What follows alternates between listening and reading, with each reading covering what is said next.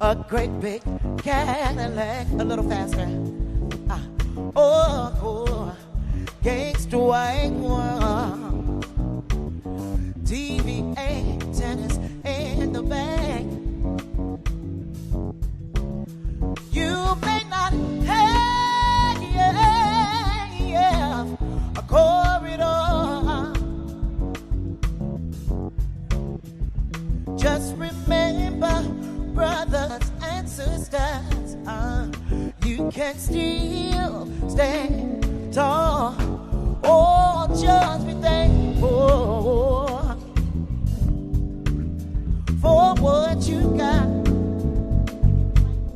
Though you may not drive Cadillac, diamond in the back, sunroof top, digging in the scene with a gangster white wall, TV antennas in the back. You may not have a corridor. Oh, just remember, brothers and sisters, you can still stand tall. Oh, just be thankful, yeah, for what you got. Yeah. Oh, diamond in the back, sunroof top, digging in the same with a gangster thing.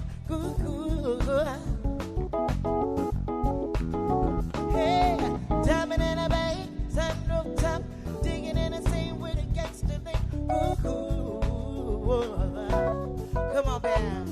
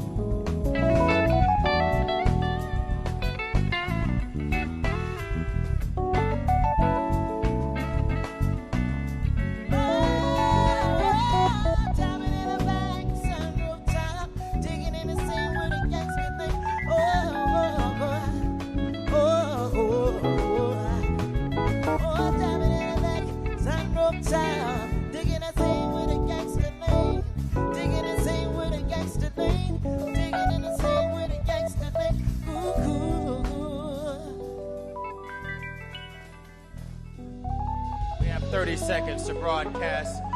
30 seconds. But let's give our singers a round of applause, our band. Come on. Come on, give it up. We start every Saturday with our anthem, The Push Is On. It was written by Reverend James Cleveland in 1971. It still resonates today. You can clap your hands, you can stand on your feet, and enjoy Saturday morning. You're special for being here. Come on, everybody, put your hands together. Oh, yeah. The push is on. There's work for us to do. Hey, the push is on. The job is up to you. We can make it a better place to live in right now. Can we count on you? Oh, the push is on. There's work for us to do. The push is on. The job is up to you.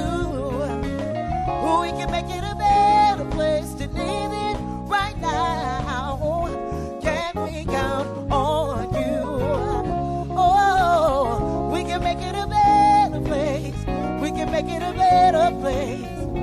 If we only try, only try. We can make it a better place.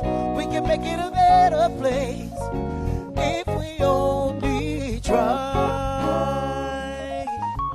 Rainbow Push Coalition Community Meeting. We're broadcasting live in Chicago, 930 East 50th Street in the Hyde Park neighborhood.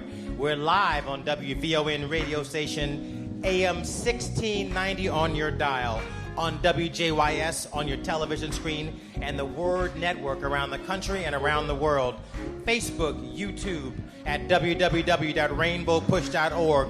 But there's nothing like being here with us in person, participating in our community and hearing our unfiltered perspective as we've shared every Saturday uninterrupted since 1971. In the tradition of our founder, the Reverend Jesse L. Jackson Sr., our mission is to gain, protect, and defend civil and human rights while leveling the economic and educational playing fields, support justice and self-determination for all people. We know when we fight, even against great odds, we win. The push is on. The push is on. The push is on. The push is on. There's work for us to do. Hey, the push is on. The job is up to you. We can make it a better place to live in right now. Can we count on you? We can make it a better place. We can make it a better place. If we only try. We can make it a better place. We can make it a better place. If we only try. Let's give it a round of applause. Let's give it a round of applause. Please remain standing for the singing of our Black national anthem. Lift every voice and sing. If you're comfortable, you can raise your right hand in solidarity with us as we join the movement of the centuries. In your name we pray.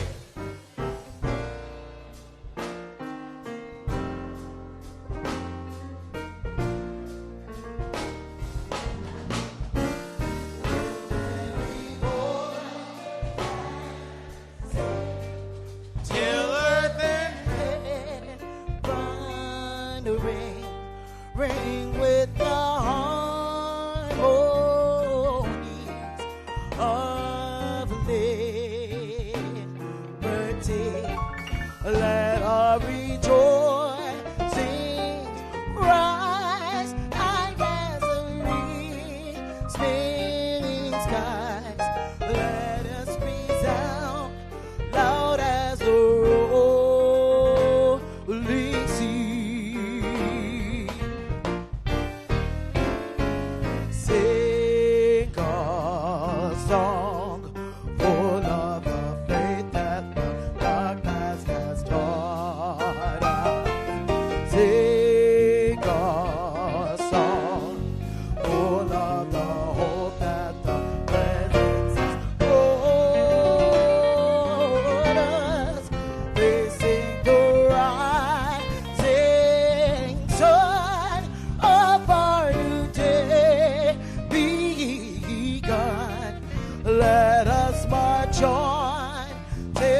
victory is won.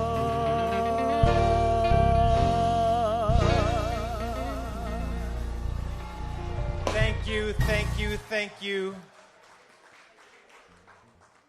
I'm going to ask Reverend Jeanette Wilson to lead us in our invocation this morning as the band plays quietly.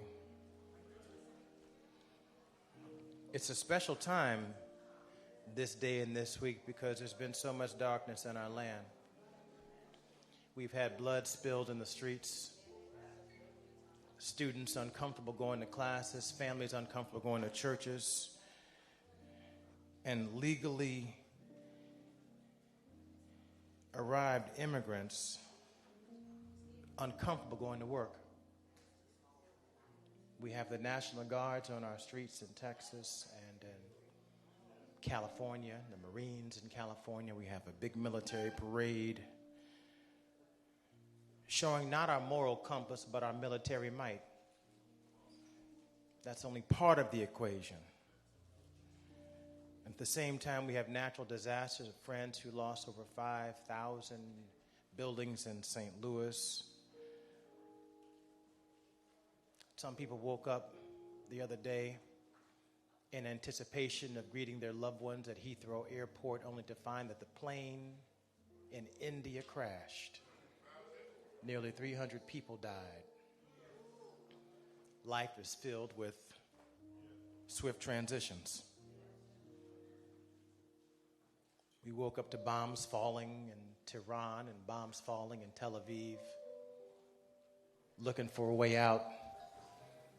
Violence begets violence.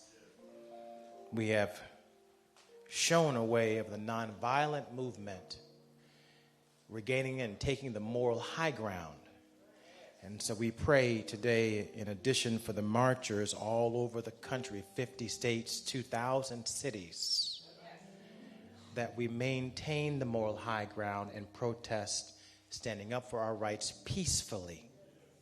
That is the tradition where we have made the most gains, and that is a tradition that's consistent with our Christianity.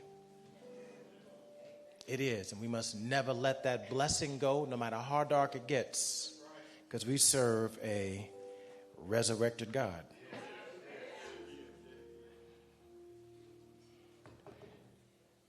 With that, I'll ask Reverend Jeanette to lead us in our invocation today. Shall we bow our heads, join hands wherever you are, unless you're driving? Our Father and our God, we pause to say thank you. Thank you for how you have blessed us to be alive at this moment in history. God, we thank you for how you are gathering us and uniting us together across lines of difference, across lines of race and culture and class. We're coming together in ways that we've not come together before in so many decades and years.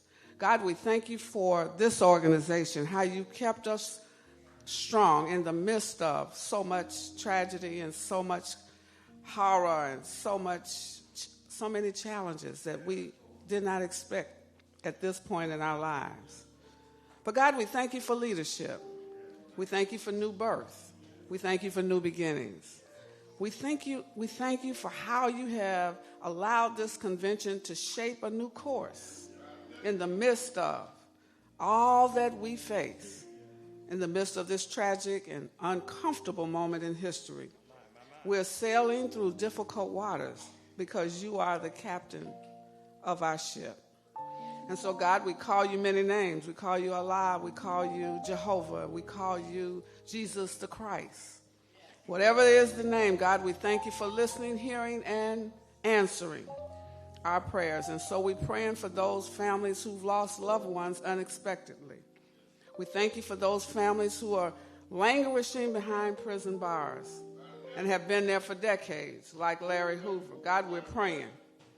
We're praying for those who will be marching on the streets, that you might keep them safe as they protest nonviolently to raise up the flags and questions.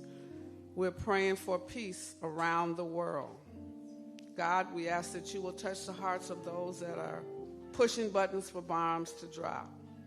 on innocent children and women and families that have not caused any harm to anyone. And then, God, we ask that you will strengthen Yusef Jackson as he stands in the gap in the place where his father stood for many, many, many, many decades. Guide him, give him wisdom, give him compassion, and give him your love. And allow him to feel that you're the wind beneath his wings. We ask these things knowing that you're a God that can do anything but fail. Let every heart say, amen. Amen.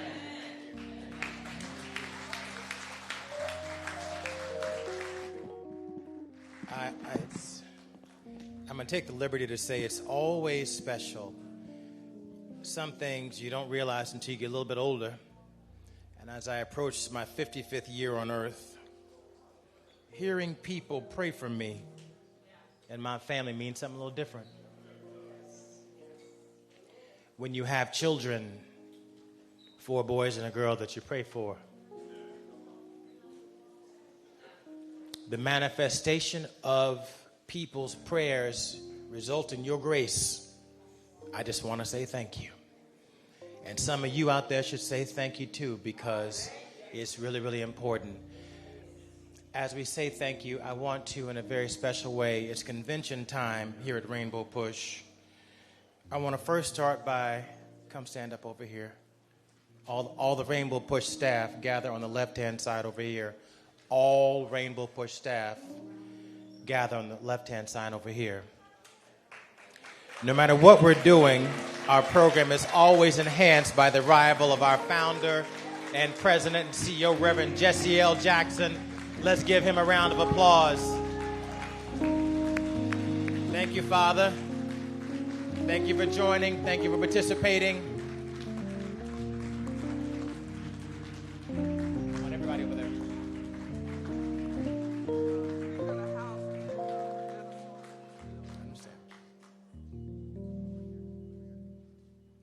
While we're standing, the Honorable Mayor of Chicago, Mayor Brandon Johnson, has just walked in. Let's give him a round of applause.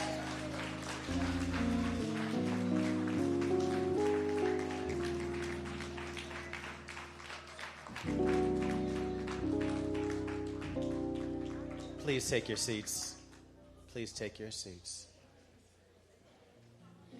I'm going to first thank the Stroud family at WJYS for extending our broadcast this morning. They've been so kind to us to extend our broadcast.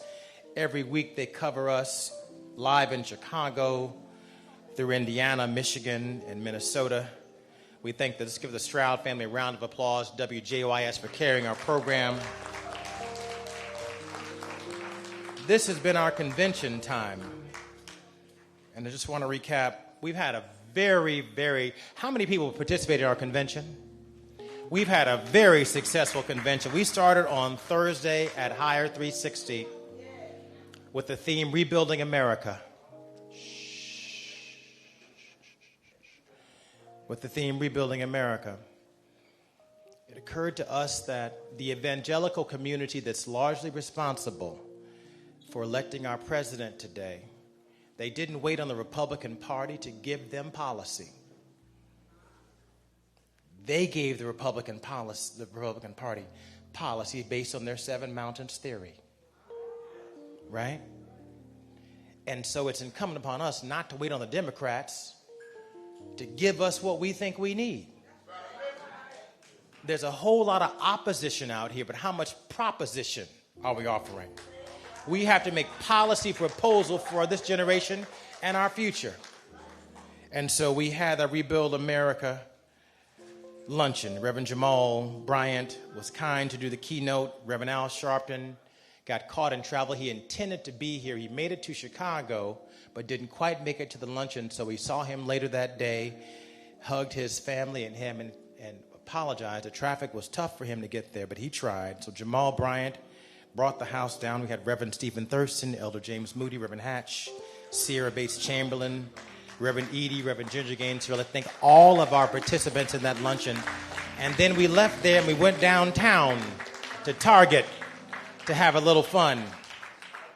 In the tradition of the Montgomery bus boycott and the tradition of SCLC and Breadbasket, the disciplined use of our dollars, measuring ourselves not by how much we spend, but by how much we save.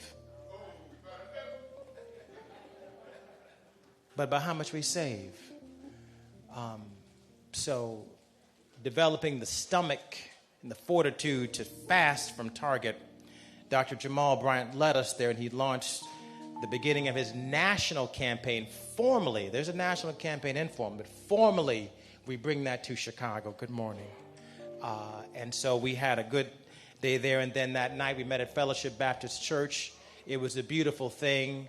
We had Jacqueline Carr, Darius Brooks, Brother Marcus Wiley. Thank you for joining us at our fellowship. Clay Evans, Reverend Clay Evans is so important to Chicago, so important to this Push family. My father says he will be alive as long as we call his name and remember him. We will always call the name of Reverend Clay Evans in this building.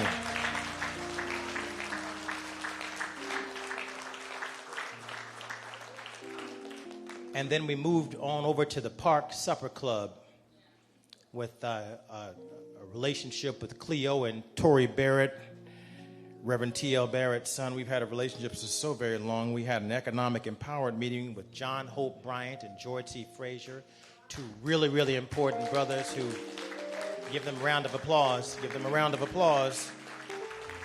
Because it's important to think about it. And they reminded us of a couple things. George Frazier said, we talk about building wealth in our community, but 70% of us are born in a home out of wedlock.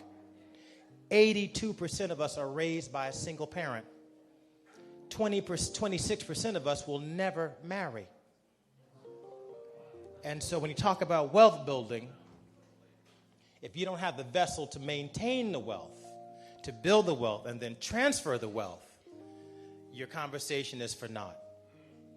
And then you think about with the marriage rates that low, our country and our people are in existential crisis. When my father was born, the African-American marriage rate was at 85%. It's now at 25%. It's not much better for Hispanics at 45%. And for Caucasians, it's just about 50-some%. So it's affecting all of us, but there's a fundamental relationship of respect that we have got to get with each other again, that we seem to have lost between men and women in this society. We have to think about that. That's unpopular. We have to think about that. That was George Frazier's point. And John Hope Bryant's point was, hey, there are enough things you can do right now to control your economic journey without waiting on other people. He said, look, how do I feel about reparations? They owe us $41 trillion. I'm not going to deny that you owe us $41 trillion. But they're about to cause a war over the $20 trillion budget. And so you think you're going to get your $41 trillion when they're having a fight over this $20 trillion? He said, I can save you $600 billion just by doing some simple things to affect your credit score. And if as opposed to trying to leave the ghetto, you try to buy in your ghetto, you'll be a homeowner.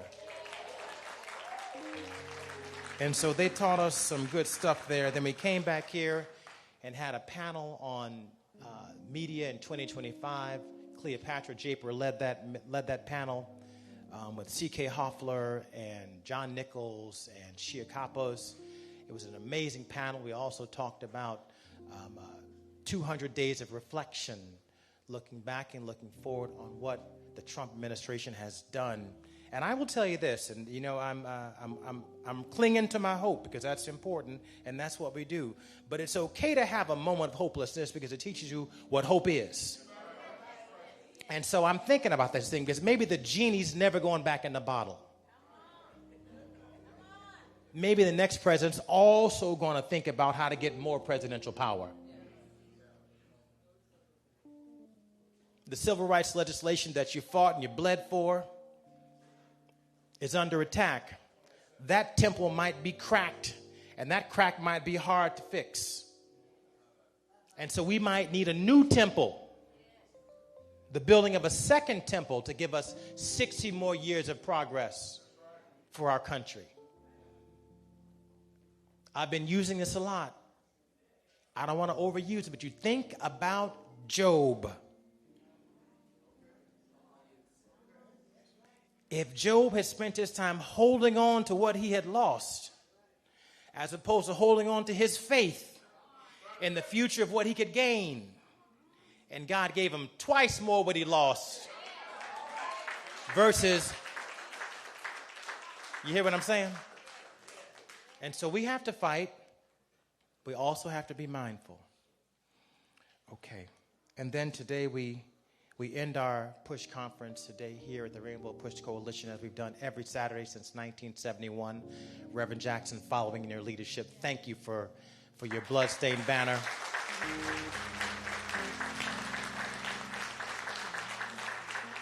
The Rainbow Push Coalition is alive and well.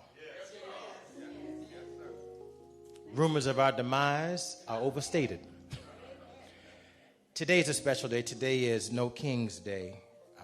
And there are 2,000 cities joining 50 states, in 50 states, marching to stand up for our rights. We've seen these encroachments on our rights. No one knows those encroachments on our rights better than our good mayor. Aren't we proud of the mayor for standing up for us?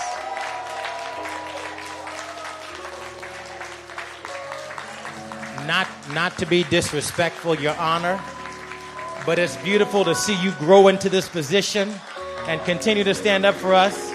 We love you, man. Okay, a couple quick thank yous.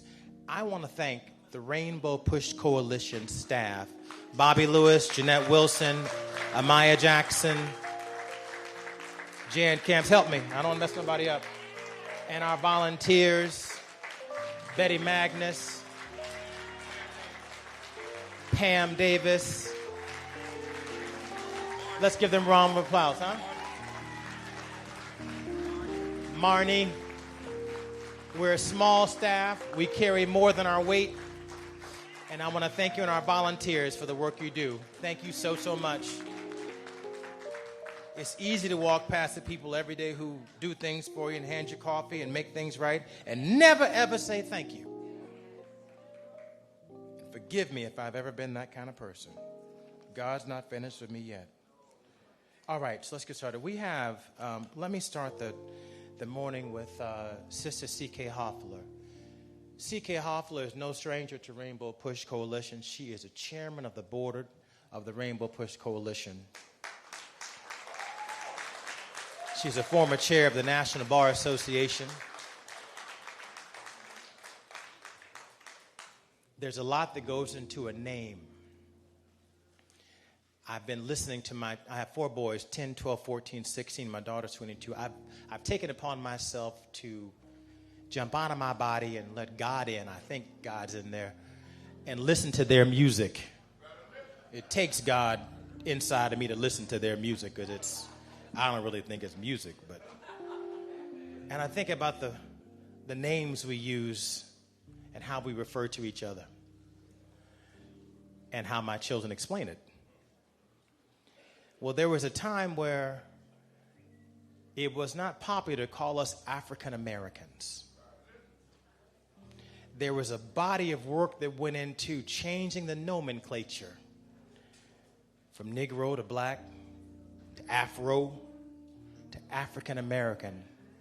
Reverend Jesse L. Jackson and others, but Reverend Jesse L. Jackson played a lion's role in changing the nomenclature from Afro-American and Black to African-American. He said, we must be tied to a land. We must be tied to a country. We are people. We have a beginning.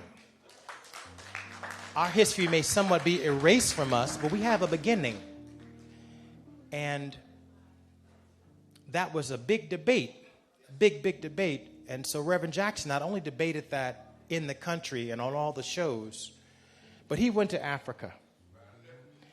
And CK is fluent in all the languages. She's a super educated woman. And as Reverend Jackson was making the case in Africa, on the continent, because you needed their support to begin to call us African Americans who we are, it was C.K. Hoffler who did the translation from Afro-American to African American. And the translation was tricky because they too were used to calling us Afro-Americans or Negroes or the blacks. And so we think about the pieces it takes to change these things. CK, on that fight, you are an unsung hero for bringing clarity to who we are.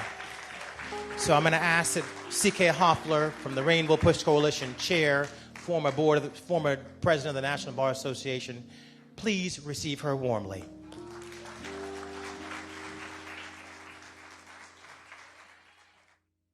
Thank you, Yusef. So to my Rainbow family here around the country and around the world, we say good morning and welcome to the incomparable, the iconic, the dynamic, the passionate, the brilliant, the outstanding, the unforgettable, the unapologetic Reverend Jesse Louis Jackson Sr. We say thank you. Come on now, we have to say thank you. Let's stand up and say thank you to Reverend Jackson.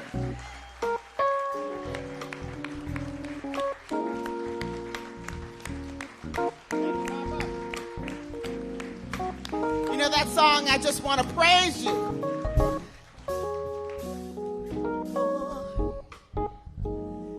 And to Dr. Jacqueline Jackson.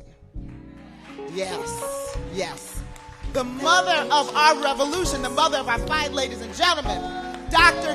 Jacqueline Jackson. We want to praise you.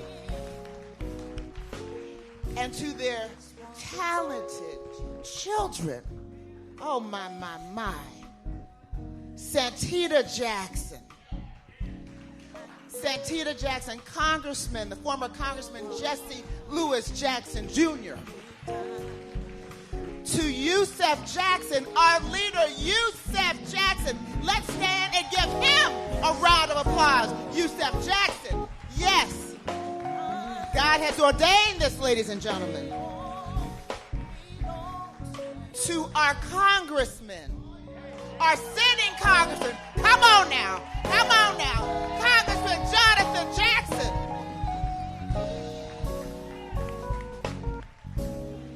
And to Dr.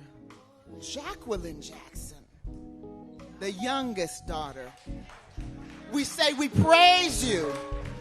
You are teaching in Japan. You have more degrees than most of us can imagine. Your brilliance shines through. We thank you and we praise you. And to our outstanding, phenomenal mayor. All right. Of the city of Chicago. No, we have to give him this praise, ladies and gentlemen. He's catching hell every day. Oh, should I have said hell? He's catching a hard time every day. And to our magnificent panelists here and our guests, we praise you and we thank you. So, ladies and gentlemen, we are facing unprecedented times. But we refuse to be denied because we're not going back. In fact, we ain't going nowhere back. As Yusef has said, we are moving forward. And our conference is proof positive of that. Yes. The coalition building, moving forward, the protest, but we're building coalitions as well. This is the new Rainbow Push Coalition, based on the traditions of Jesse Louis Jackson and Dr. Jacqueline Jackson, what they did, what they fought for. But we have to play it forward in today's times. Yesterday, just because we have the incomparable Ben Crump, who came and addressed that as well. And he preached. And just in that one moment, Yusef, with your help and with the help of our Rainbow team and the members there, we raised over $32,000 just like that. Okay now, Rainbow.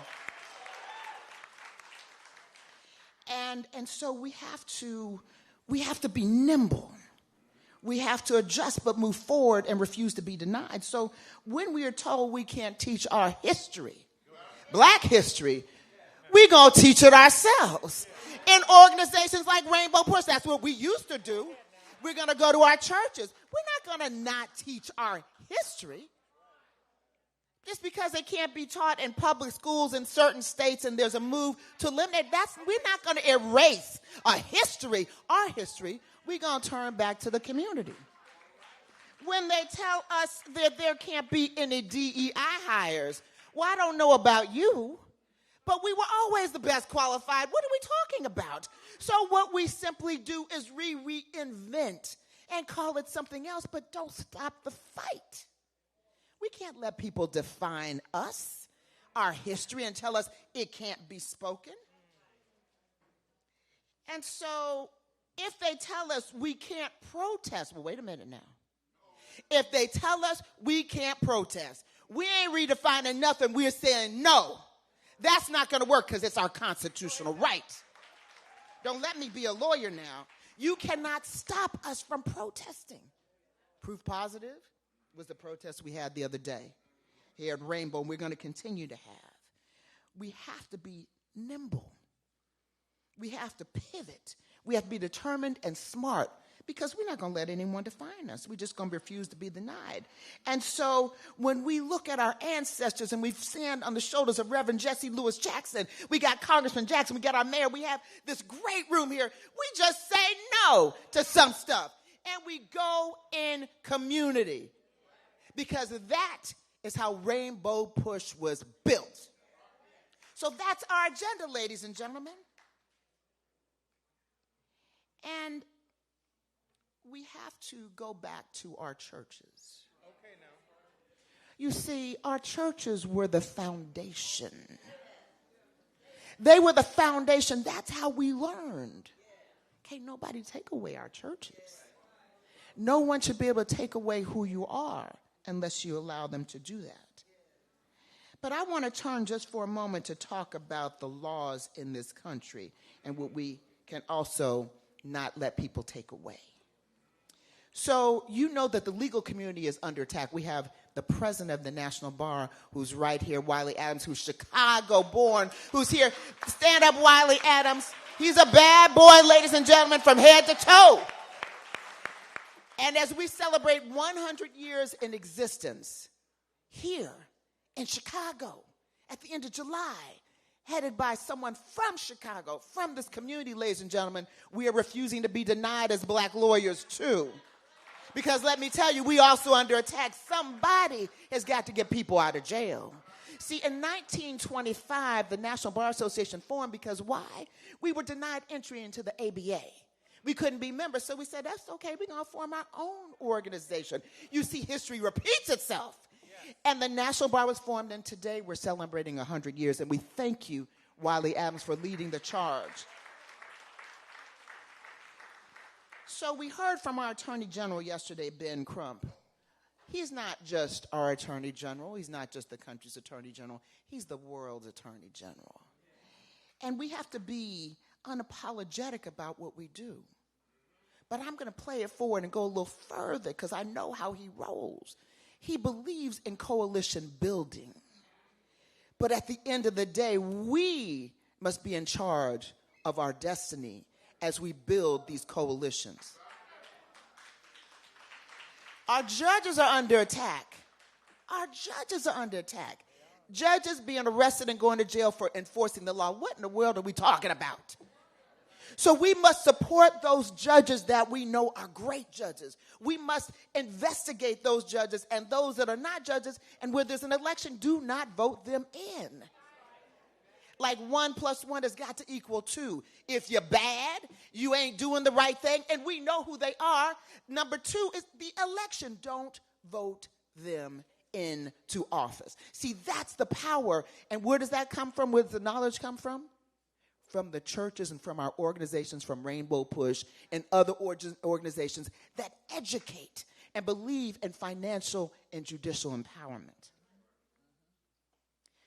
So let me just say this. Reverend Jackson fought so we could be here. Yes, ma'am. He fought so we could stand here. He fought so we might be able to breathe and live. We have 3 generations of Jacksons in this room alone. And so while we are rebuilding, and as I close, I want you all to remember this. Our churches, our organizations, we have to go front center with our community. Everybody must do what they can do. If you can't walk, you can speak. You can pick up the phone. You can write a letter. You can protest someone who is doing something that you don't think is right and that is impacting your community. If you can walk, and if it's in your spirit, then protest. But if you don't want to protest, where you are, there's something you can do. You can talk to young folk. You can educate them about our history. You can reorient them so that look who's here. Oh, come on now, let's stand up. You know, the president, we got to praise him, of the Cook County Bar first. I mean, he is my mentee. He is magnificent. He's extraordinary. He's from Chicago, too. He's here in Chicago. We got to praise these young leaders. Antonio, come on now. Stand up. Oh, my. You see, ladies and gentlemen, I'm filled with hope. We are really saddened by what's happening, but I'm filled with hope when I see this young man and some of our young leaders. So remember that Portuguese expression, a luta continua. Vittoria è certa. The struggle continues, but victory is certain. Whether you all, victory's got to be certain. And so, again, Reverend Jackson, we just want to praise you. We want to thank you. We adore you. We revere you. And because of you, we will never stop the struggle. Law and the coalition building that we're doing here at Rainbow is critical. We must have the lawyers to fight because we can speak truth to power in the courts. Barbara Arnwine does it every day. Daryl Jones does it every day from Transformative Justice Coalition. They're fighting the good fight. And all of you all that are here today, just know that we are here too. Yes. I love you and thank you to our Rainbow family.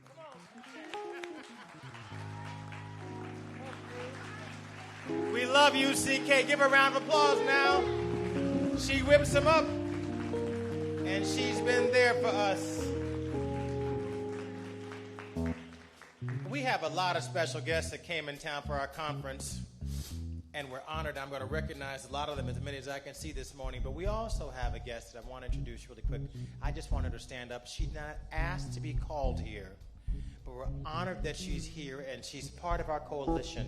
Coalition building is challenging. You have to find common ground. You're not going to agree with everybody all the time, but we have to stay focused on common ground.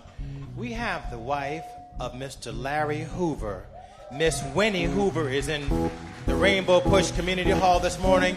Miss Winnie Hoover, please stand up and be, there you go, and be recognized. Recognize her. Mrs. Hoover, you're in our prayers. Thank you for coming out this morning. You're in our prayers.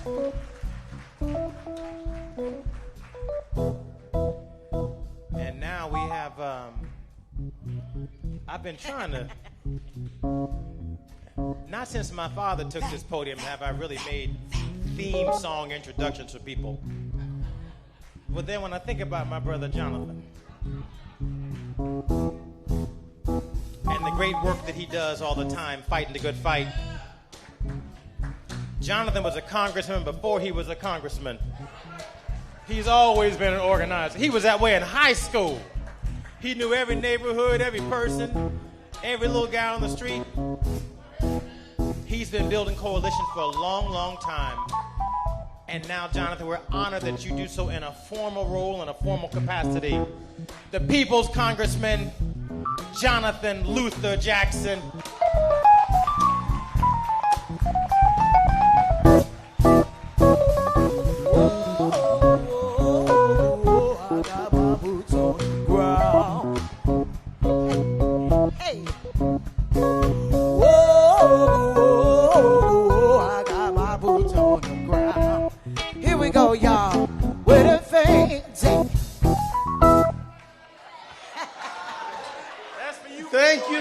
Thank you. Boots on the ground. I don't know about you, but I feel good. This feels like a great day to have a march. This feels like a great day to show up and show that we are free and that we are citizens indeed. I'd like to give a very special shout out to the Catholic Church and to Pope Leo.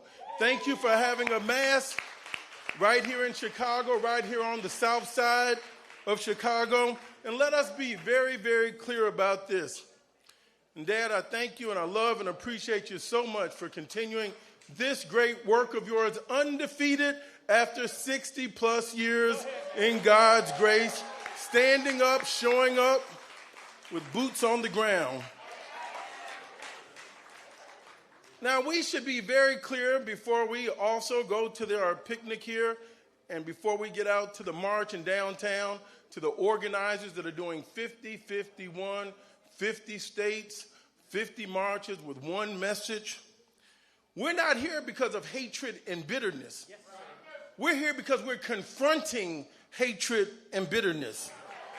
Our movement is not rooted in the resentment that President Trump and his supporters that are stoking the flames of hatred in order to motivate their crowd. We're bigger than that. We should be clear that we're here today because we refuse to believe, as children of God, that hatred will have the last word in America. We are here because we refuse to believe that we can have hungry children in Haiti and in Rwanda and in the Congo and in the Sudan and in Pakistan, and we can have hungry children right here in Chicago, in the heart of the Midwest, where the fruits of our labor have brought forth some of the most productive farming soil in the world, in the richest part of the world. We are here because we're going to show up. As long as we have a democracy, we're going to keep standing up and fighting. We hold these truths to be self-evident that all men are created equal. I said all of us are created equal, not just men, not just rich people, not just Caucasians, not just straight people, but all of us are children of the same sky, daughters of the same earth, and sons of the same blessed night. And whether we like it or not, history has made us neighbors. We have a common future. Geography has made us neighbors. The Constitution has made us citizens. And the future has to make us friends. Our being here today is to remind America that presidents are not kings.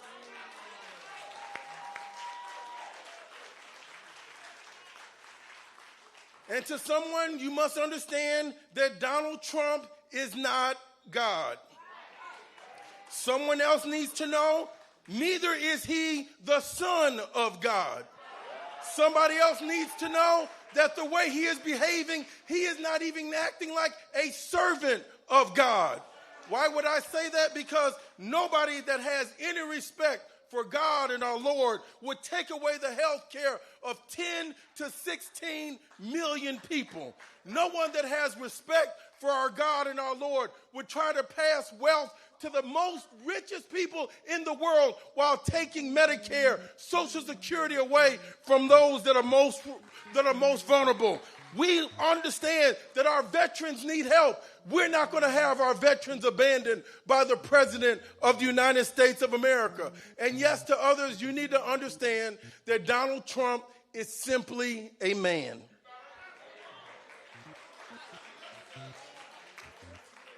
And I say that because when you destroy everything you touch, something has to be wrong with you.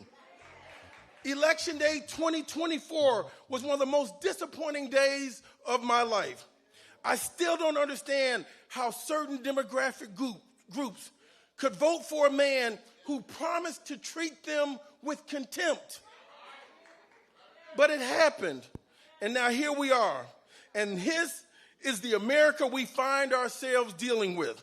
In the words of the artist Janelle Monáe, this is our America, the one where we have troops being deployed on the streets of Los Angeles. The same America we have veterans being arrested in Capitol Hill, today. The same America where the insurrectionists were given pardons, and now the protesters, the demonstrators, are being arrested.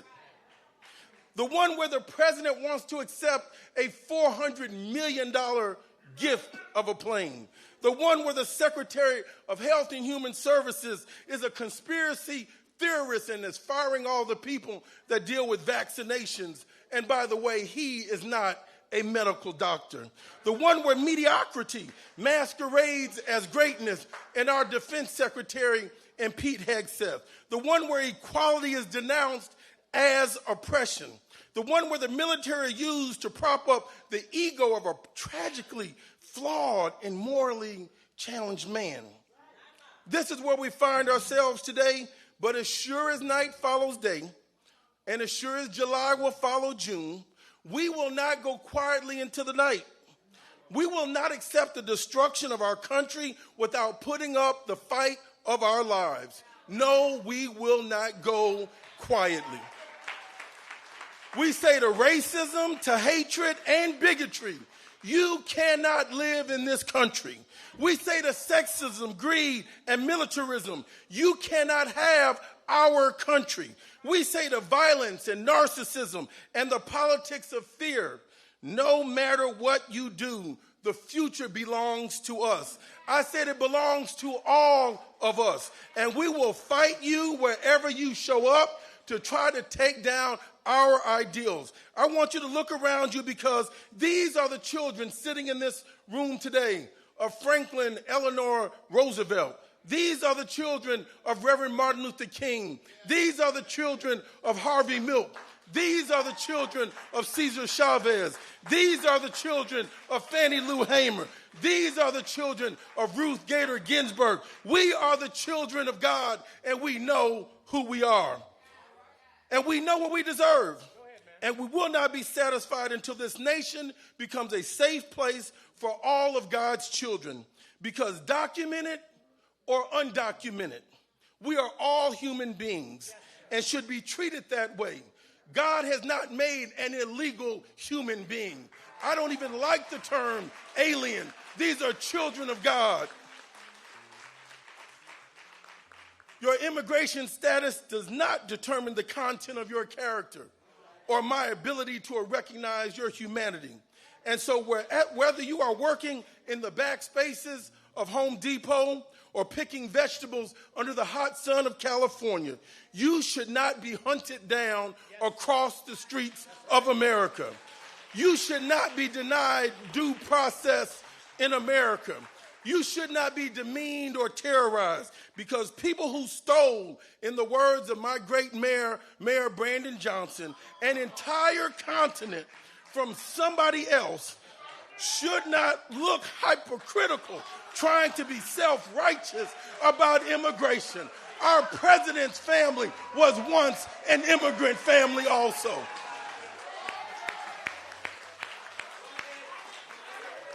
So my friends, march on, fellow citizens, struggle on, brothers and sisters. I now have the privilege and the pleasure of introducing to you a man who is leading our city to great heights, who is making it safer and more affordable.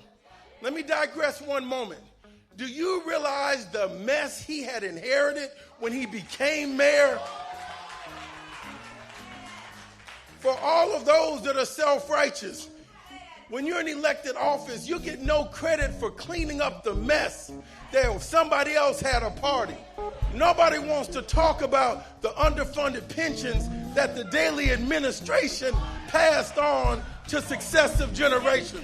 Nobody wants to talk about the police misconduct and the tortures that have been passed on to successive generations. No one wants to talk about the discrimination and racism in employment and hiring in the city of Chicago that have been passed on to future generations. But here is a man that's keenly articulate, instinctively intelligent, a man that is righteous for God's children, a man who said we will honor God's word and treat the migrant as our own. Here is a man that says, I will make opportunities equitable in employment for all of God's children.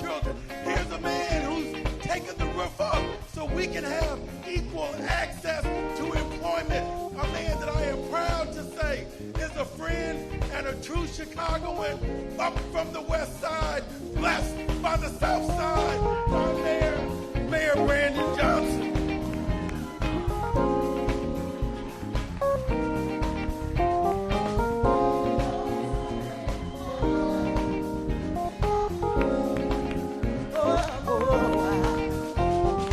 Ain't no stopping us now.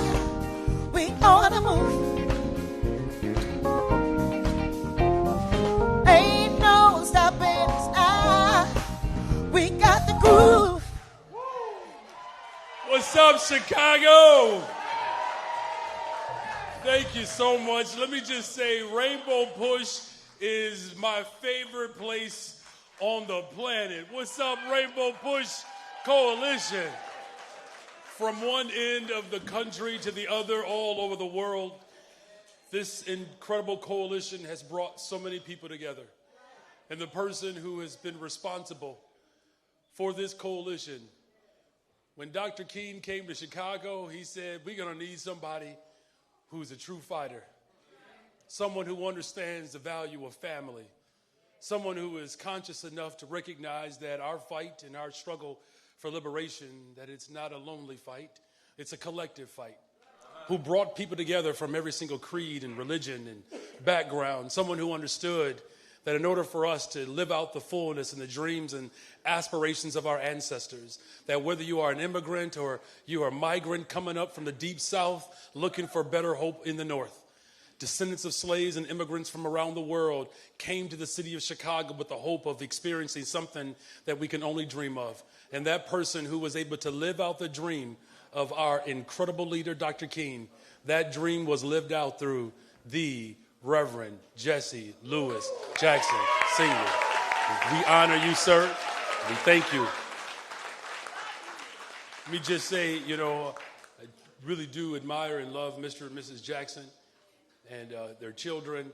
And up until that introduction, Santita was my favorite child of Mr. and Mrs. Jackson. And Santita, I'm just saying, he got a tan suit on and he got his own theme music. Boy, he's really competing hard for my love. I'm so sorry to announce this, Santita. Jonathan Jackson is now my favorite.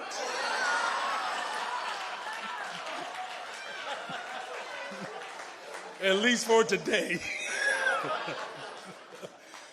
I want to thank, the Jackson siblings who put their arms around me and my wife and took us in as siblings. And, this is where I was trained.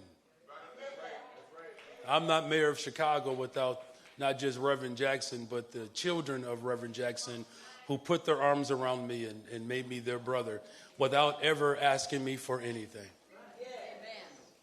I'm grateful for all the leaders that are here today and some of the unsung heroes like Sister Eunice and Sister Zakiya. Thank you both. These are two incredible folks who do so much for our city. Of course, CK and Barbara Arnwine and those early morning Sundays.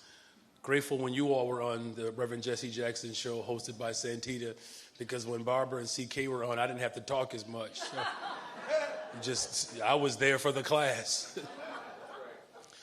But Westsiders, we don't travel alone. So I want to give a special shout out to Reverend Ira Ackery on the west side of Chicago.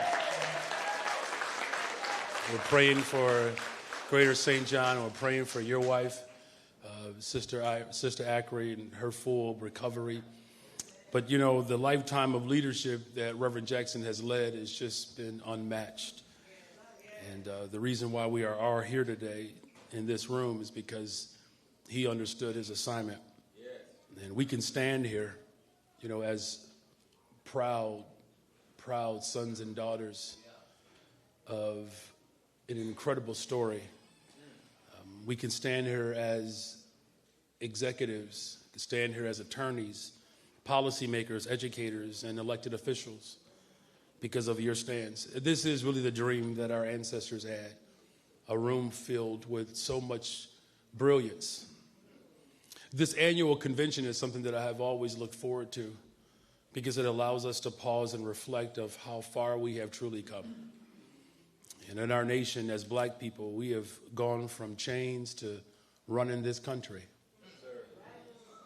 You know, and through the leadership of Rainbow Push, our communities have earned the expansion of our humanity, whether it's through voter rights and equitable access to education and protections for women and other marginalized groups. That's why we're able to stand here and pause and reflect. And this progress was not handed over to us by no stretch of the imagination. It did not happen by accident either. It did not come to us in just simple due time. Every step of progress was a hard-fought battle with blood and sweat, and the voices that were lifted, where heaven has shined upon us, and even as heaven rings, we experience God's kingdom right here on earth. And though we have achieved monumental progress in our past, it's what I believe is guiding us for today and our future. We are truly in this room the defenders of our democracy.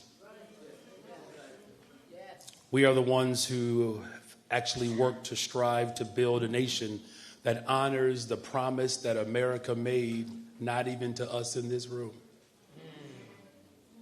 You know, as Congressman Jackson said, where all men are created equal and endowed by their Creator with unalienable rights, took those words and forced them to be applied to those of us in this room. So we honor the progress today, and more importantly, we vow to protect that progress and build upon it.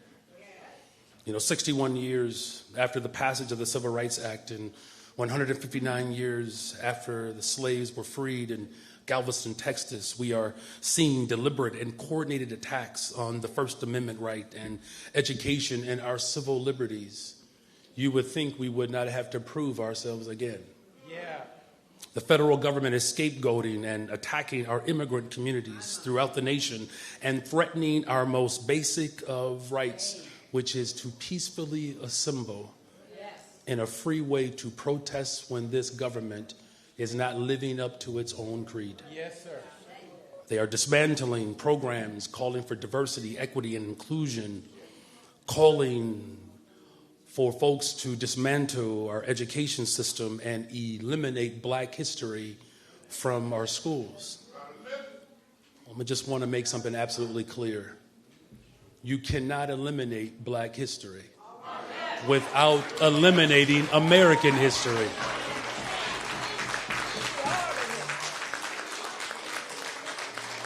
And so it is, quite frankly, it's outrageous. And we should allow ourselves to feel the righteous anger and even sadness in this moment. One of the things that I'm actually very clear about, especially as a middle child, I feel all of the emotions. And I don't shy away from them because I believe it is through that sense of understanding we allow ourselves to never lose hope. And thankfully, we are not just simply living in dark days, though it is a darkening moment. I know that our collective work will continue to secure as well as move our nation forward. You know, Reverend Jackson and Dr. King and Chairman Fred Hampton and countless others throughout history have shown us the way. It's good to go into an assignment when you have the study guide.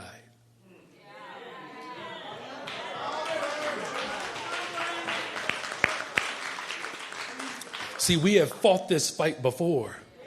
They are not using a different playbook. What they are counting on is us cowering and flinching under pressure. But we will be victorious again because we've already proven that we can beat those forces that are working to eliminate us from our spaces. So progress comes not just from a demand, but what we build. And so the moment that we are in requires us to continue to fortify the multicultural, multi-generational coalition of people who are ready to challenge racist systems and build a world where we all can thrive. We can bring together faith and labor, business leaders, young people, philanthropists, elected officials, attorneys, community members from every single corner in this city and in this country to fight for justice. We have seen protests throughout not just our city, but our entire nation. And it's been made up of young people and seasoned organizers and Americans from all walks of life. This country is still in a position to experience its best days as long as we continue to put forth our best. And so the desire to fight for justice, it's there. And so now we have to tap into it. Once we are united with our shared vision for equity and equality and justice, we can show up. We can show up to the polls. We can show up in the streets, in the boardrooms, the pulpits, the classrooms, and in our conversations. When we show up, we can fight. We can continue to fight for fair housing and schooling and a justice system and an economy that works for everyone. We can speak power to power because we have more power than when we had a generation ago getting to this point. So if we can get to this point with less power, I know deep down inside all of us in this room can help us secure a much brighter future. And the truth is, you all, Tell me. it's the diversity is our strength. Yes, sir. Yes, sir. We don't have to walk into this fight alone. The truth is that teaching black history doesn't divide us, but in fact it unites us. The truth is that justice and equality are not just simply a political right, it's a moral right. The truth is that the work that we do to fulfill the promise of our democracy is what we are counting on in this moment. Our ancestors struggled for freedom and equality, and I know that struggle is not in vain. And even when we face setbacks, and we have, I'm so grateful to know that we have an example and a model that we can build on. And so in closing, I want you to know that my administration is ready for this fight.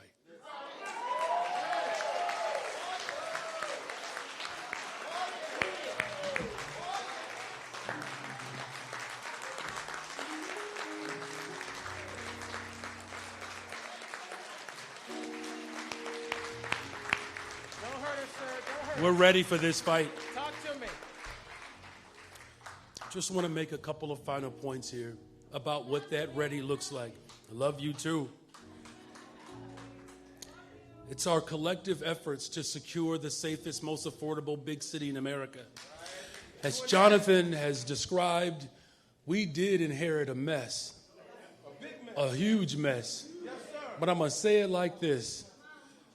I am so grateful for Saturday mornings because if anybody knows how to make sure we clean up a mess, it's this room. And Saturday mornings was the day of the week that we made sure that the windows, the refrigerator, behind the stove, do I have a witness, underneath our beds?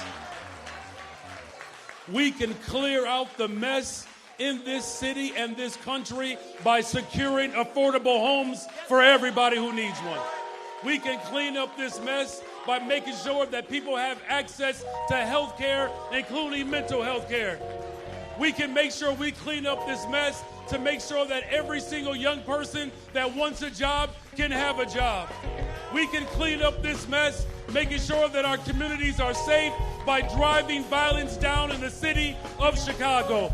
We can clean up this mess to make sure that we have an economy that works for everyone, where working people can have good paying jobs.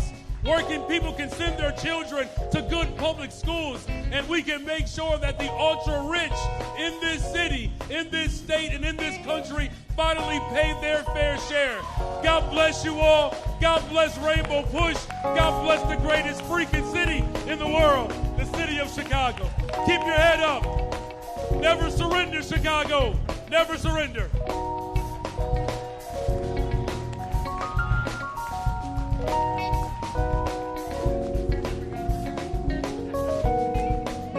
Let's give it up for the mayor.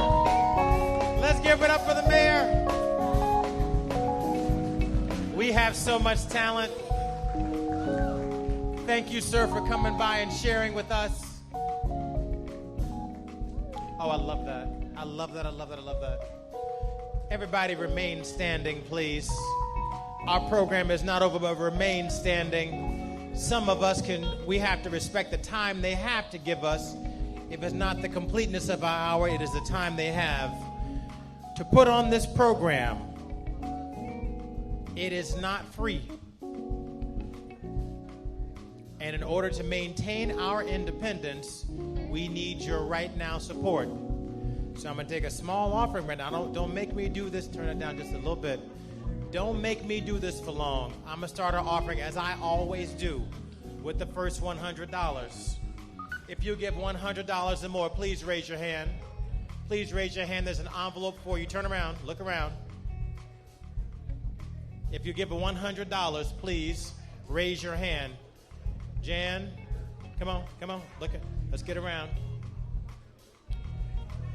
If you can give more than $100, but if you give at least $100, please raise your hand. We need you. We got hands over here on my right-hand side. There are hands on my right-hand side.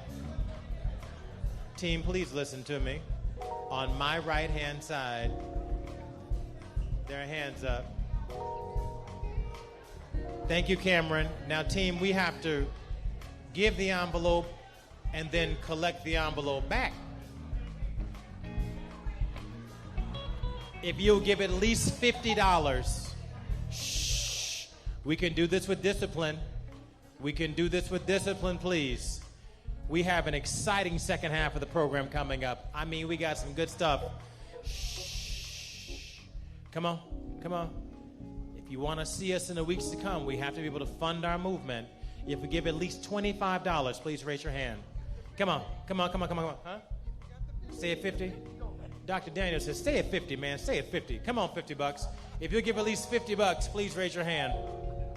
Dr. Daniels is right here with some right now money, and there's a credit card machine too. Come on. Shh. Of course you must. Put it in an envelope. Make sure you put his name on it so we can say thank you. $50 or more. $50 or more. You can't buy this kind of content for $50. You can't. You can't. $25 or more, please. I saw on the internet there was a preacher who said, close the door. Now, you know how influential the internet can be. I don't want to be wrongly influenced and close the door. Lock the door. Lock the door. He said it 5 times. And then said, y'all don't have any place else to be besides right here with this door locked. I'm not going to do that. I want to do that. I see why he did that. I do. But I'm not going to do it. If you give anything, please raise your hand. Give as you're blessed to give. Anything you can will be helpful to us. $5, $10, anything. Am I right behind you? Antonio has something for us.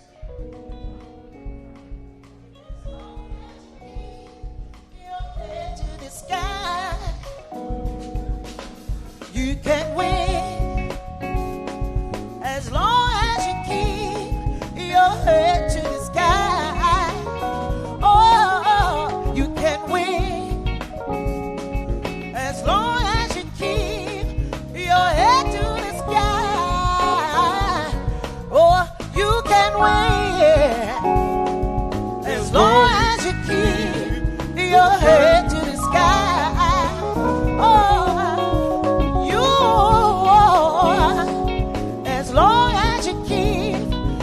Head to the sky.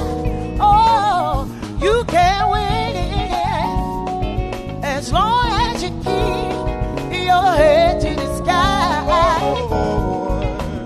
You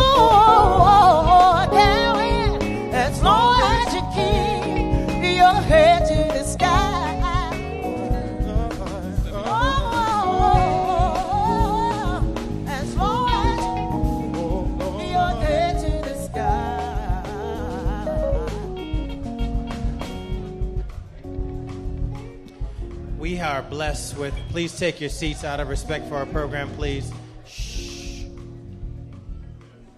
Our program, I want to thank WJYS for extending our program for 2 hours in honor of our convention.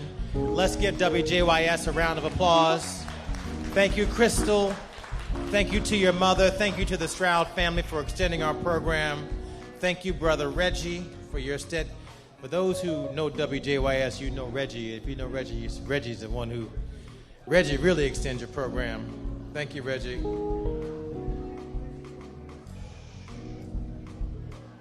You know, as we continue to reinforce the structure, as we continue to reinforce the structure of our Rainbow Coalition, the Rainbow Coalition is really less about colors than it is ideals and principles. And I want to welcome a brother to our stage now, Brother Don Villar, the Secretary-Treasurer of the Chicago Federation of Labor. Let me offer you this. There are people who are of our spirit, and Don Villar is of our spirit.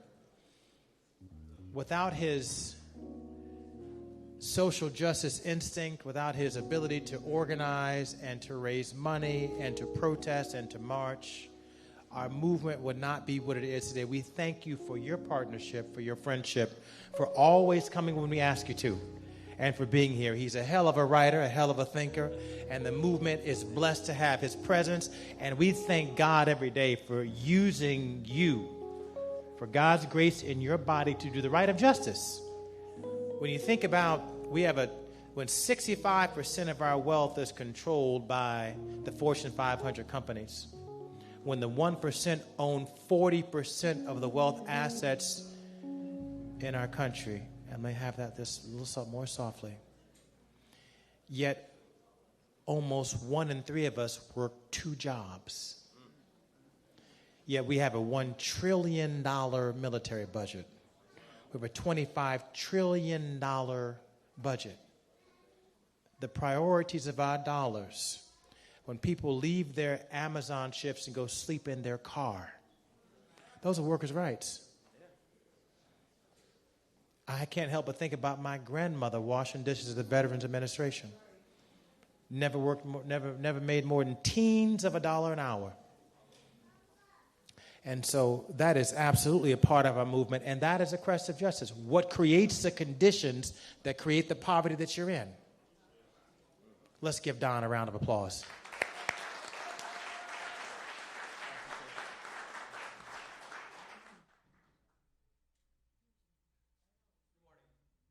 I'm Don Villar, Secretary-Treasurer of the Chicago Federation of Labor. Thank you. Yeah, on behalf of the 300 local unions and 500,000 union members across Chicago, thank you. And thank you, Reverend Jackson. Thank you, Operation Push, for standing in solidarity with us, with workers each and every day. It's a tough fight right now, right? I don't have to tell anybody in this room. Since January 21st, it's been a tough fight. Actually, even before that, we have been on the street fighting for our federal civil servants, workers who are there for us. And, in this time when things are sort of bleak, I'm really so glad to be here. This past week was tough. Right now, presidents want to be kings, right? Yeah. That ain't right. Families are being torn apart right now, each and every day. I mean, earlier this week, I got word about a family, about a worker on the south side. ICE showed up on the door at 5 a.m. while they were getting ready to go. They took the father, 2 other people in there, and the mother. And they left the 2 kids behind. Yeah, 2 kids. DCFS had to come and take care of the kids while they tried to figure out. The 2 kids were born in the USA. So now, sadly, the family, all 4 decided to self-deport because they are tired. They're tired of fighting. They're tired of being disrespected, of being devalued, of being discarded. They bust their butts each and every day and to just suffer disrespect. And it's wearing on so many people. Yesterday morning I was at the ICE detention center for a prayer vigil at 7:15 in the morning. That's when all the buses loaded with migrants head to the airport for deportation flights.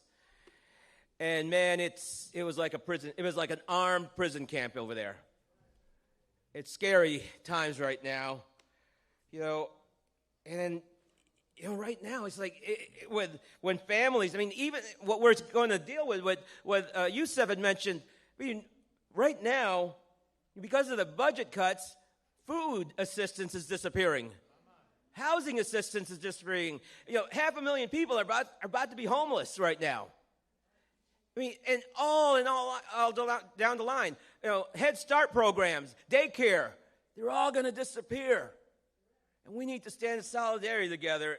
It is such a dark time. It is such a dark time, but I'll tell you, I have hope. I have hope in this room, seeing you guys this morning. You guys lift me up.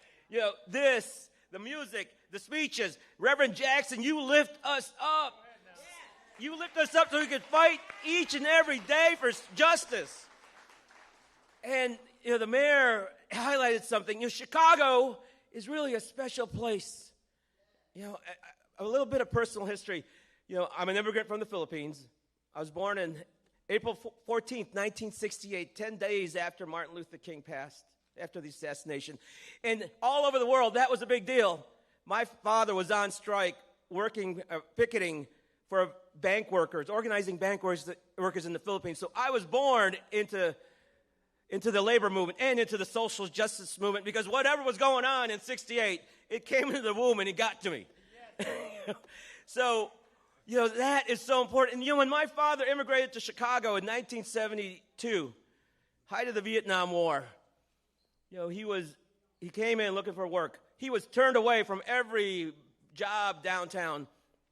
It wasn't until a black-owned bank, Drexel or commercial bank on the south side, they offered my father his first job. And if it wasn't for that, the black community embracing my father, the world could be different. And just a little bit of story, my father, we're from the tropics. We never see snow, so my father buys a car, and he's driving.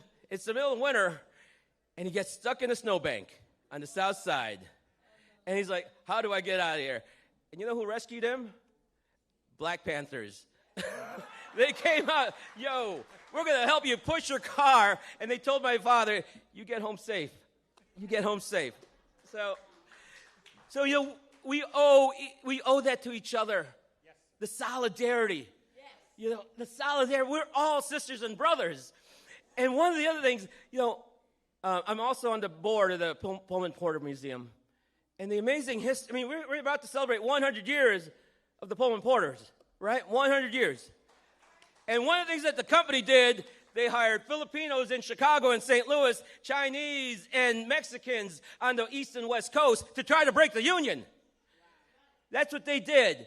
But you know what? The people of color, seeing what just happened, like, wait, you know what? You're using us against them. Hell no. And they got together and they joined their black sisters and brothers to form the first black labor union.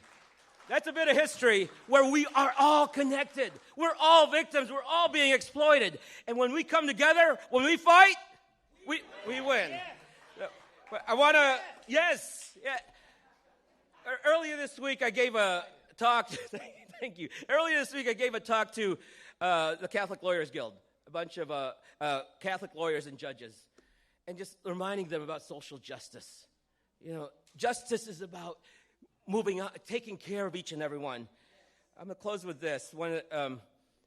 My message to them was, go be healing to God's people.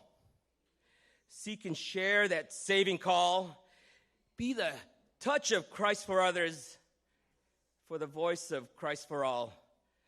There are so many lives are broken all around us, and Christ has no hands but ours. Heal the ones who suffer, so Christ's healing love will endure. So, sisters and brothers, thank you. Thank you for welcoming me here. Thank you for standing with workers. Thank you for being in that fight. It's going to be a long fight, but when I'm here with you all, I feel the power of this room and the power of, the Reverend, and it gives me hope. Hope that we will prevail. We will find hope. We will find that kingdom, right? Yes. Thank you. Hey!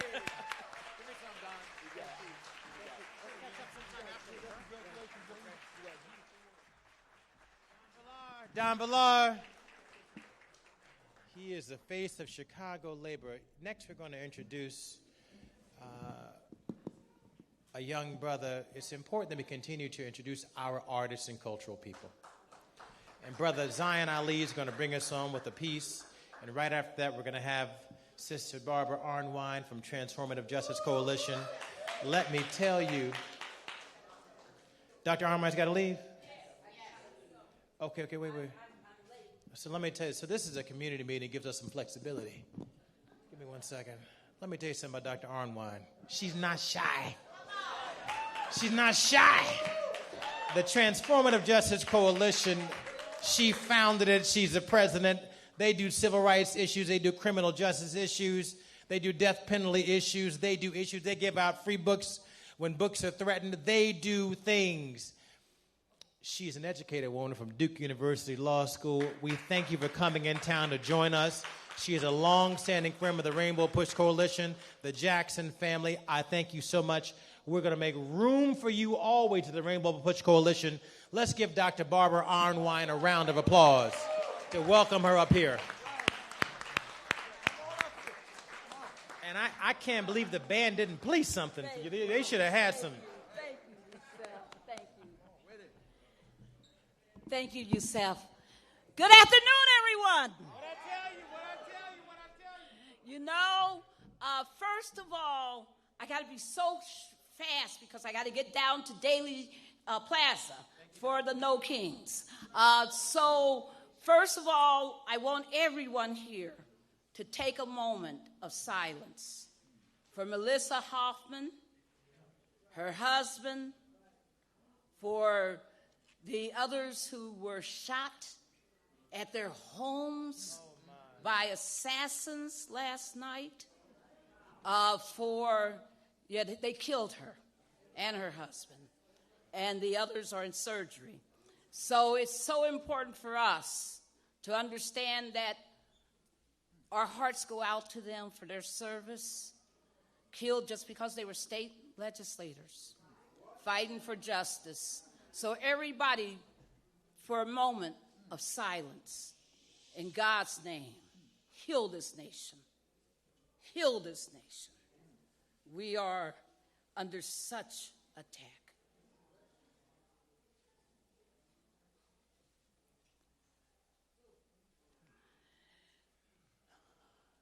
We know that God has sent us some amazing prophets in our time. Not only Dr. King, but definitely Reverend Jesse Lewis Jackson.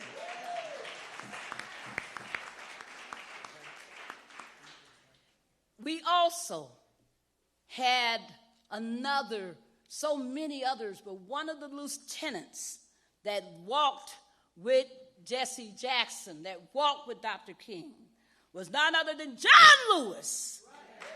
And had he lived in this moment, he would remind us that this is the time for the beloved community. This is the time that we have to build those multiracial coalitions. This is the time that we got to fight for racial justice, that we got to center that we got to fight for our democracy, we got to fight for our right to vote. So everyone, on July 17th, rise up with us. Be part of the John Lewis National Day of Action. Yes. Betty Magnus will be organizing the Chicago wing. Oh, yeah, the mighty Betty Magnus. And I just want to remind you that also Cameron Barnes will be involved. Thank you, Cameron Barnes. And so many others. You see, we have on our John Lewis shirts because he gave his life 50 years to fighting for our democracy, for our voting rights. And I will never forget that his last day on the Edmund Pettus Bridge was facilitated by Reverend Jesse Lewis Jackson, who helped to get him from Atlanta to Selma for his last appearance. And I would be remiss if I did not call out the brave, the bold, the amazing co-leader that helps me every day in this fight for justice, no other than Daryl Jones.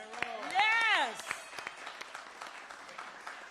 And Santina told me to make sure that I don't fail to tell this national audience to listen to our radio show every Tuesday from 12 to 1 Eastern time. So that's 11 to 12 your time. But we want everyone, remember, in these darkest moments, in these hours where they're trying to shake us, scare us, intimidate us, deny us our constitutional rights, this is the time when we stand up, right? This is the time when we say we will not take it. We will never have no kings. We will not have the democracy destroyed. This is our time. Nobody else's time. Our time. Folks, joy comes in the morning. And joy is in all of us and what we manifest over these days to come. Thank you. God bless you.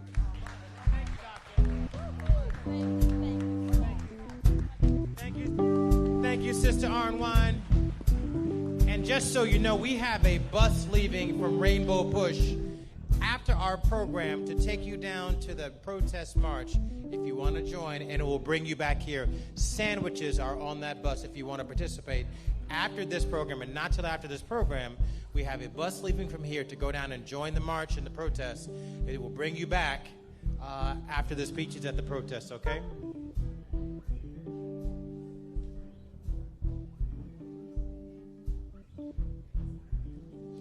It's important that we celebrate our culture and our arts with our young brothers.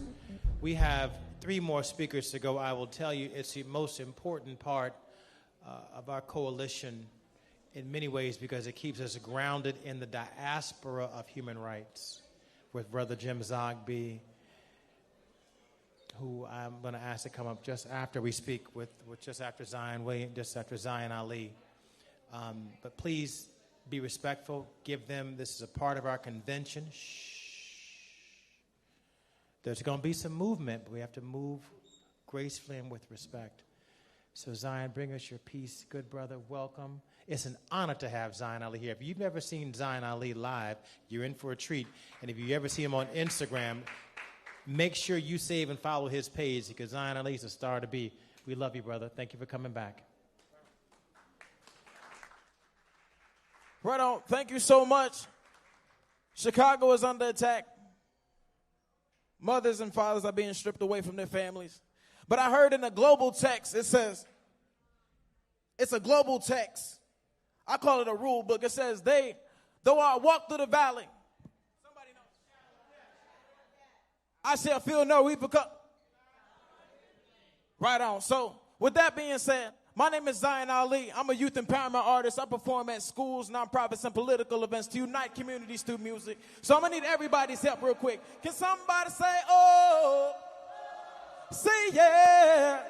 Hey, if it happy ain't no clapping. If it happy ain't no clapping. If it happy ain't no, then you really want to show it. If it happy ain't no clapping. Say oh. Say yeah. Let's go. So this song is called Make It Through. This song is called Make It Through. What is it called? And it's supposed to empower you to make you feel like you can do anything. I just need y'all to help me out real quick. It's very simple. It's very easy. It's just a couple of words. And it's your mantra for the rest of the year. For the rest of the year, actually. Say this. We're gonna make it through. We'll make it through. Oh, you try. We'll make it. Just out of curiosity, if you love Chicago, make some noise real quick if you love Chicago. That was so small. I guess it's just me up here. I said if you love Chicago, make some noise real quick if you love Chicago. Right on. So again, I made this song just for you so you can believe in yourself 10 times more. This song is called Make It Through because I believe we're going to make it through. You're living in Chicago, got us in your favor. I'ma hold it down like call me an anchor. Think about my problems, deal with it later. Focus on my family and stack up all this paper. I am an emperor, God in the making. Every time I wake up, it's a celebration. Every time I wake up, it's a started from the I'm just trying to get it right. We're trying to get some sleep at night and trying to get some peace of mind. We're holding on to peace of mind.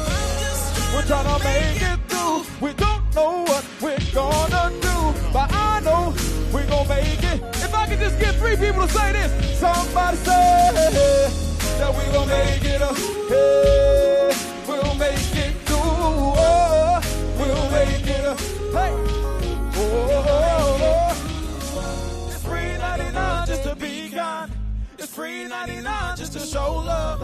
It might just cost a little just to show up, but we gon' need each other when we grow up, and we gon' need each other like a big toe. Brother, grab a paddle, it's a big boat, and we coming in like the big show. We do it for the city like we D-Lo. Hey. We're trying to get some sleep at night and trying to get some peace of mind. We're holding on it. Oh, we're trying to make it through. We don't know what we're gonna do, but I know we gon'. I don't hear y'all. Come on, somebody help me out. Come on. Somebody say that we gon' make it. Yeah, 'cause we gon' make it through. Oh, 'cause we gon' make it. I don't hear y'all. We gon' make it through. Come on. We gon' make it. We gon' make it through. I don't hear y'all. I need to hear this side. This side say this. Say, oh yeah, oh yeah, oh yeah, oh yeah. Say, oh yeah, oh yeah. Say, oh yeah, oh yeah. This side. Say, oh yeah, oh yeah. Say, oh yeah, oh yeah. Somebody clap real quick. Come on, somebody. Say, oh yeah, oh yeah. Say, oh yeah. Say, oh yeah. Oh yeah. Brother, hold this real quick. I need to oh yeah. Oh yeah. Oh yeah. Oh yeah. Oh yeah. Somebody say this. Say, rain down upon me. Let it fall on. Say da-da-da-da-da, oh, baby. Oh, say rain down upon me. Rain down on me. Say da-da-da, oh, baby. Somebody make some noise because we took over 2024, and I believe we're going to take over 2025. Somebody make some noise for all the survivors and champions in the building. Rainbow Push, we pushing through. Somebody make some noise real quick. Somebody make some noise.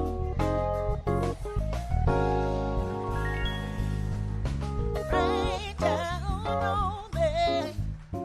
Oh, rain down Good. on Huh? me. He just comes in with energy all the time. Go ahead, Michelle. Take it on with us, baby. Let it fall. Rain down on me.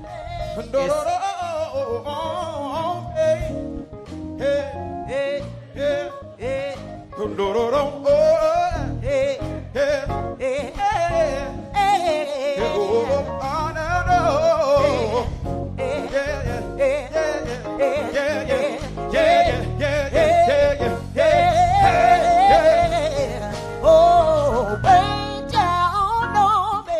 Let it fall on. Rain down on me.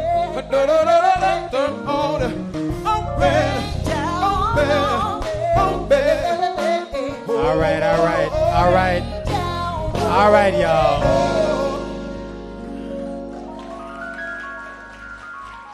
As Reverend Clevens would say, that's enough of that now, y'all. That's enough of that.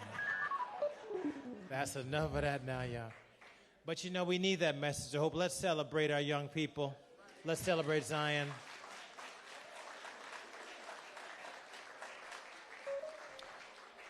Jim Zogby, I'm not sure if it's been 40 years or 50. Over 50 years, about since the time I was born. Jim Zogby runs the Arab American Institute, helping us connect the diaspora of our interests in self-determination.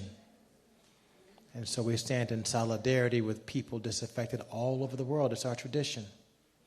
I just don't understand how we can look around and see children born chased by our government, running from their government, economic insecurity and war, looking for a place to raise a child safely, and not understand how that affects our Christianity. It's kind of the same story. And so in that spirit, Jim Zogby and my father formed a relationship to learn and to teach, and they've been doing that for 50-some years now. And so Jim Zogby is going to come and bring us a word as we continue to expand the mindset of what we're doing, because it's not just here. There's a lot of this going on around the world, and so Jim Zogby is going to give us a piece of that. A Lebanese brother, businessman. I went to law school with his son, and it was nice to be connected in that way, so we have generational continuity. So Jim Zogby, please come and give us. He's also on the board of the Rainbow Push Coalition. Jim Zogby from the Arab American Institute, member of the Rainbow Push Coalition, founding member of the Rainbow Push Coalition through all the campaigns. We would not be here without the advice and prayers of Brother Jim Zogby. Let's welcome him warmly.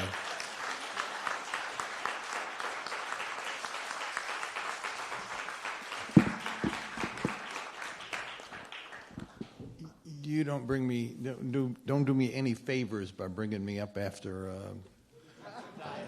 Zion. There are a lot of tough acts to follow, and this is another one. But I thank you so much, Yusuf. And as I told you before, I've watched you grow and take the leadership of this organization and make us all so proud.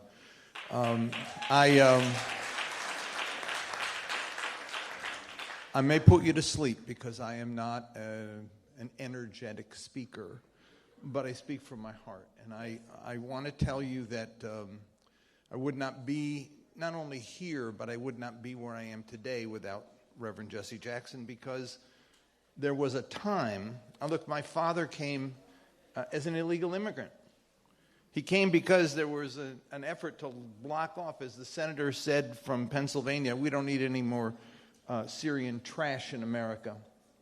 Visas got canceled, and he did what any enterprising young Lebanese guy would do. He got on a boat working his way to Montreal, and then got off the ship and joined his family, and was in hiding for more than a decade, got amnesty, became a citizen. On my wall I have his citizenship paper and my appointment by President Obama. I call it my American wall. It's the story. But I told that story the first time when I was introducing Reverend Jackson in 1984. And I said, I'm the son of an illegal immigrant. I'm going to nominate for president the great-grandson of a slave. Where else but America could that story happen? Yes, only in America. And it meant a great deal to me to be given that opportunity, because before Reverend Jackson tapped me on the shoulder and said, come with me, there was something almost biblical about that. I had not had the opportunity to do that. People shunned Arab Americans.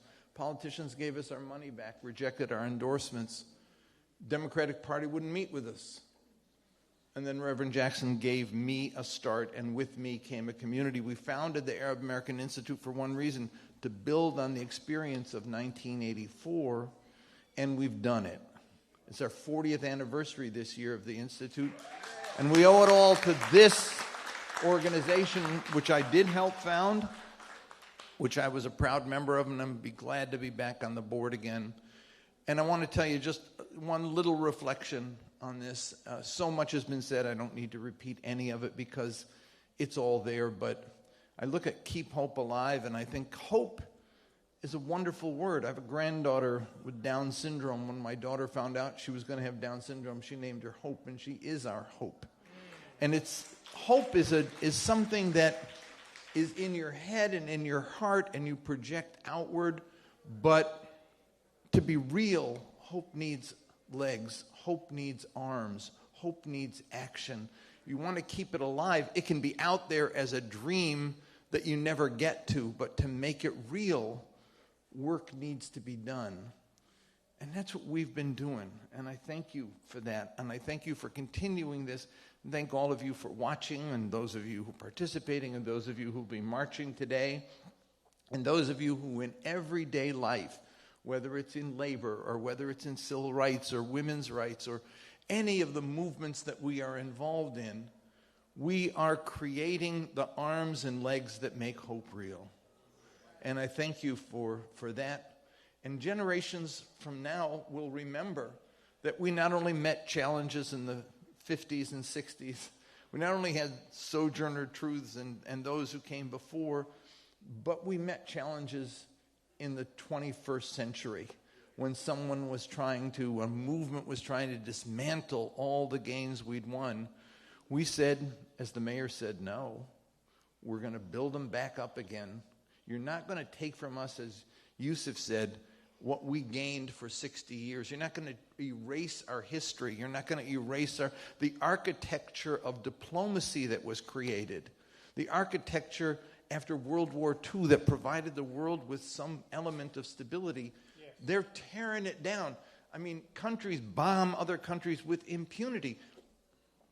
Israel right now, with our weapons, bombing Lebanon, bombing Syria, bombing Gaza, bombing Iran, risking danger of world war, and there is no restraint because the U.S. veto says no. We have to rebuild that architecture. Yeah. We cannot allow babies to be dying of starvation in Gaza, and we turn the other way because, well, Hamas did it. Hamas is evil. I have no question about that. But what's also evil is starving an entire population. Yeah. Killing 55,000 innocent people, demolishing their land, committing genocide. It's real. And we have a responsibility because we're paying the taxes that make it happen.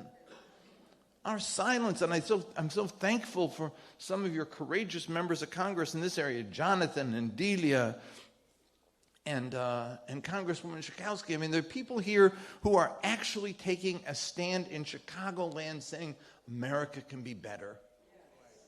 And I thank you for that, and I thank this organization for its leadership, and I appreciate the chance to be with you.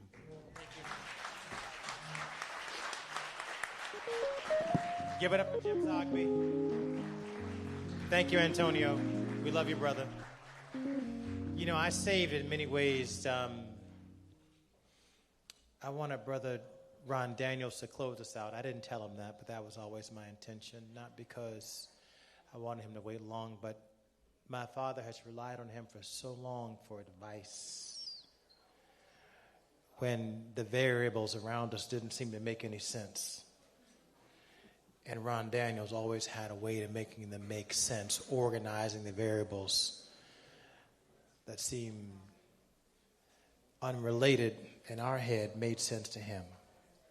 And so I wanted him to share some of that, what he sees with you. He's been on the front lines of our diasporatic work, especially in Haiti and in Africa and here at home. So without further ado, I'm going to ask Dr. Ron Daniels to come up and share with us. Give Ron Daniels a round of applause.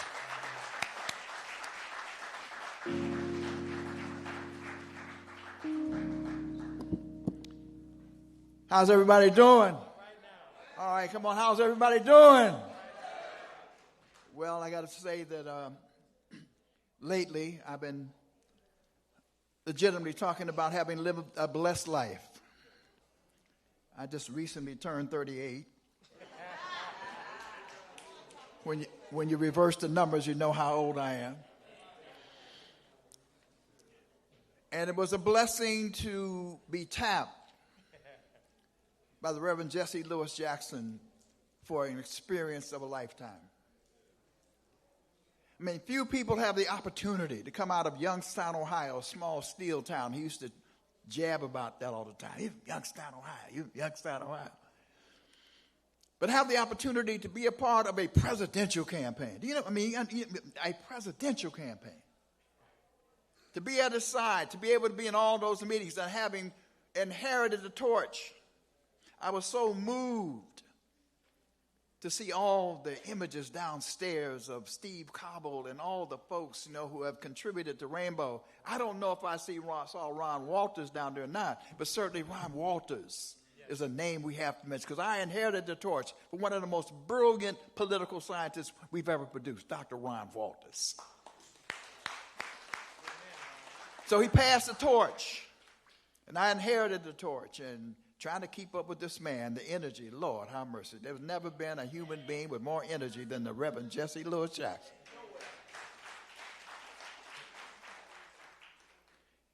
And so we were on a journey together. And yes, I was able to, provide some advice, and we hung together on this great journey. And this man, this human being, one of the greatest leaders African people have ever produced, one of the greatest leaders America has ever produced, Reverend Jesse Lewis Jackson. So what I try to do these days, and let me just say to Yusef, to join with others who have said the same thing. Because when I'm coming back and forth, it's not because I want to be seen or heard or whatever. It's because I owe Reverend Jackson. I owe the family. You embraced me. I stayed at the home. I've never forgotten that. And so I want to make sure that Rainbow Push is in the constellation. The Rainbow Push is a part of the local and national effort. So I'm just trying to, just come and say a word here and there and try to figure out how to navigate and whatever. And I want to thank you. And I want to thank you for, I'm witnessing the growth. I'm witnessing your evolution and development and your courage and your vision. I'm witnessing that. And I want to let you know that I'm here. Whenever you need, if you pick up the phone or whatever, I'm here. Advice, take it, leave it, or whatever. But I'm here for that purpose. And I really appreciate your growth. Now let me hurry up, because I know everybody wants to get downtown. Let me just say a few words quickly. And that is to situate where we are in the context that really Jim Zogby laid out. A word about Haiti. Yes, Haiti. Reverend Jesse Lewis Jackson has always supported Haiti. Understanding the history of Haiti, I need not repeat. But elections have consequences, and I'm going to say that over and over again. Elections have consequences. Right here, we brought some of the leaders of Haiti. Right here, we brought them with the support of Judge Lionel Jean-Baptiste. Give Judge Lionel Jean-Baptiste a big round of applause. We brought them right here. Promising movements. But now we had this election, and it's made it very difficult. People of Haiti are suffering under the domination of gangs, brutal gangs. And so now it's gotten so bad that they have even brought in one of the allies of Trump, because Trump admires Putin, and Putin had Blackwater, had these gangsters that run all over Africa terrorizing. So now they've been invited to Haiti to try to clean up and to try to deal with these gangs. So it is a dire situation. It's not a good situation, but there's always hope. Africa. We all know what Trump said about Africa. He called them S-hole countries. Now, even George Bush was kind enough, had the vision to create a program that saved millions of lives on the African continent dealing with AIDS. You got to give it up for George Bush, because he, in fact, did that.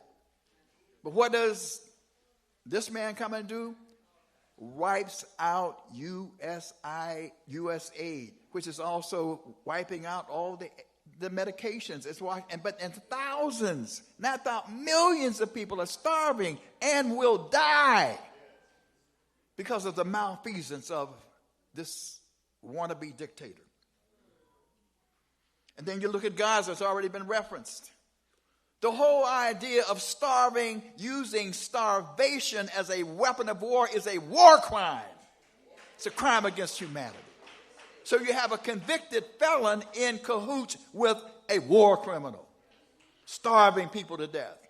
The idea of seeing people trying to go get food and then, they got 15 shots today, 21 died today trying to get food. It's an abomination. It's an abomination that we're witnessing before our very eyes. And then the attack that Jim Zogby just referenced, the unleashing. The regime in Iran is not one. It's not one of my favorite regimes. That's sort of beside the point. To just unleash weapons. Obama had in fact negotiated a treaty that would have in fact contained the possibility of creating a nuclear bomb or an atomic bomb. But of course he came in and wiped it out. He wanted to have the credit. Now he wants to try to renegotiate that which had already been negotiated, and then you cannot control. This is the tragedy of it all. We're in a situation where we have the tail wagging the dog. I hate to use that language. They can bomb, don't tell anybody, and then we have to use our weapons to go defend Bibi Netanyahu.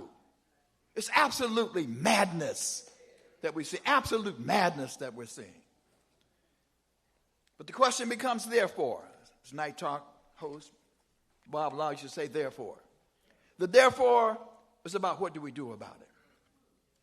And Reverend Jackson has always talked about keeping hope alive. And I want to conclude with a note, and I'm talking to Jonathan Jackson, talking to Barbara Arnwine about it. One of the greatest things that Reverend Jesse Jackson would always do was let us know the power that's in our hands. The power that's in our hands. And when we look at what Brandon Mayer, this mayor here, we can celebrate. But back in the day, we used to say the defense and development. You must develop and then you have to defend. So we can shout now, but they're coming after him. You know they're coming after him. And so how do we defend him, if you will? Well, the genius of Reverend Jesse Jackson was he always let us know, not criticizing us, not degrading us, that the power is in our hands. He talked about the parable of David, little David, who in fact slew Goliath. But he raised the question, what if David had not picked up the rock and thrown the rock? It would have just been what? Rocks just laying around. The genius of the Reverend Jesse Louis Jackson. So now, what I want to suggest to you is the rejected stones will be the cornerstones of the new society. The rejected stones will be the cornerstones of a more perfect union. But it will not be unless we what? Pick up the rocks that are just laying on the ground. Right here in Chicago, there are hundreds of thousands. I was talking to Jonathan about it. What did Reverend Jesse Jackson used to do state by state by state? And if you look at what happened in Wisconsin, Philadelphia, all the battleground states, we know that there were thousands upon thousands of black people who did not vote or who were not registered to vote. They were rocks just laying around. Now we have to motivate those. The young brother here that was just talking, I don't know how to rap. I don't know how to get to them, but you know how to get to them. Everywhere our methodology must be to wake up and shake up and do what Harold Washington do, to get everybody on the corners and everywhere to wake up to defend Brandon Johnson, but also to create a rainbow wave. A rainbow wave. I'm not giving up on that language. A rainbow wave that will wash away the plague of orange infection on this nation. To move towards a more perfect union. That is our charge. That is what we will do. And we will do it in the memory of Reverend Jesse Louis Jackson, who told us that we are somebody, that I am somebody, that we are somebody. And we are determined to keep hope alive. Keep hope alive. Brother Ron Daniels, thank you, Dr. Daniels, for your kindness, for your commitment to our organization and to this movement. It isn't just our organization, it's the line of justice that in which we find ourselves and in which we serve. And thank you for that overture. I'm going to ask, now we're almost there. We got a lot of talent. I mean, what do you want me to do? A lot of talent. A lot of talent, a lot of things to say. There are worse places to be than here today. But we still plan to get downtown. We have a wonderful poet. Jonathan, where are you? I didn't see you in the back. I would have called you. Come on up. I would have called you earlier because I wasn't sure that you were here. I'm sorry about that. We've invited this brother to come up and give us a word. Turn his mic on, please, to give us a word of inspiration. And I'm so sorry to be seeing you now, but come on, we're still in the air. You got some airtime. Absolutely. Well, thank you for having me. Thank you for having me. Give yourselves a round of applause. I know you've been here. I know you want to get downtown to the protest. My name is Jan F. the Poet. I do spoken word, man. But I'm going to slow down my cadence so that everyone can understand. Every word that I be saying, I'm not a saint, but I do be praying. I pray that black people will come to understand their worth. I pray that we honor the lives of our children and not just their birth. I pray that I don't do things just because they feel good or they look right. See, I don't need the limelight, but I do need to flashlight Parliament. We voted for crooks like they were heaven sent when we should be hell-bent on loving each other. Now, I'm not judging, but I do have a law degree. So I set my thermostat on black people gotta be free. Kuja Chagalia, that's self-determination in Swahili, but some of us are smelling foul. I'm gonna call you kimchi. See, I do spoken word, man, but I'm going to slow down my cadence so everyone can understand. Every word that I be saying, I'm not a saint, but Okay, give yourselves a hand. I had 3 people over here, got it. 3 people over here, 1.5 over this side, young lady here. Okay, so we're about to put this track on, driving down 83rd Street, saw them close a grocery store. What do you think they put up? They put up a dollar store. So I wrote a piece called Dollar Store, Liquor Store, Chicken and Church. Yes, I did. It's called Dollar Store, Liquor Store, Chicken and Church. You can sing along. It's really, really simple to do. We can go, DJ. Dollar stores, liquor stores, chicken and church. That's the track. My name is Jan F. the Poet. Getting those dollar store, liquor store. Come on, y'all sing it. Dollar store, liquor store, chicken and church. Y'all too sophisticated. Let me go over here. Dollar store, liquor store, chicken and church. And then my singer says, sell your soul, but what is it worth? You'll keep getting those. Dollar stores, liquor store, chicken and church. I think they almost got it. Y'all got it? Okay, listen. We're bigger than this. We're better than that. Your steak's on the grill, I trimmed off the fat. You're in the lunch line, but they don't say hello. This is a team sport. Why you flying solo? You're flying under the radar. Your lights are too dim. Them sharks will eat you, man, because you can't swim. Break down those boxes, then throw them away. Get the bike with the fat tires, eliminate the sway. Y'all ready? Here's your time. Stores, liquor stores, chicken and church. All right, I hear you. Listen, we're driving to the station, but always missing the train. It happens so often we ignore the pain. We've always been worker bees, but never the queen. When we build our own hive, they call it obscene. They call it misguided to love your own. Just build a picket fence so the Negroes won't roam. The silence is so loud, I had to plug my ears. That smoke from the landfill, I had to dry my tears. Did y'all miss y'all part? Yeah. Sing. Okay, listen. They've already pushed the boulder down the hill, and it will keep rolling even if they stay still. Feels like you're running a marathon with a weight on your back, but you're really on a treadmill and you're still getting fat, cause they feed you slop. It's the urban cuisine. Put the gunpowder in the bowl, keep your pit bull mean. Reduce your humanity to a bump and grind. They eat the melon and give us the rind. Yes, they do. Thank you, guys. I'm Jan F. the Poet.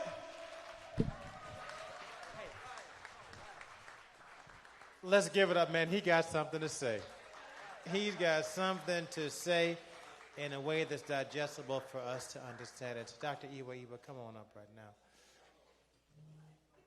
We have a lot of content to share, and the Rainbow Coalition has broad coalition, and it's big. Dr. Iwa has been with us a long, long time, always there when we call. Thank you very much for your partnership and your love. Come on, share with us some words.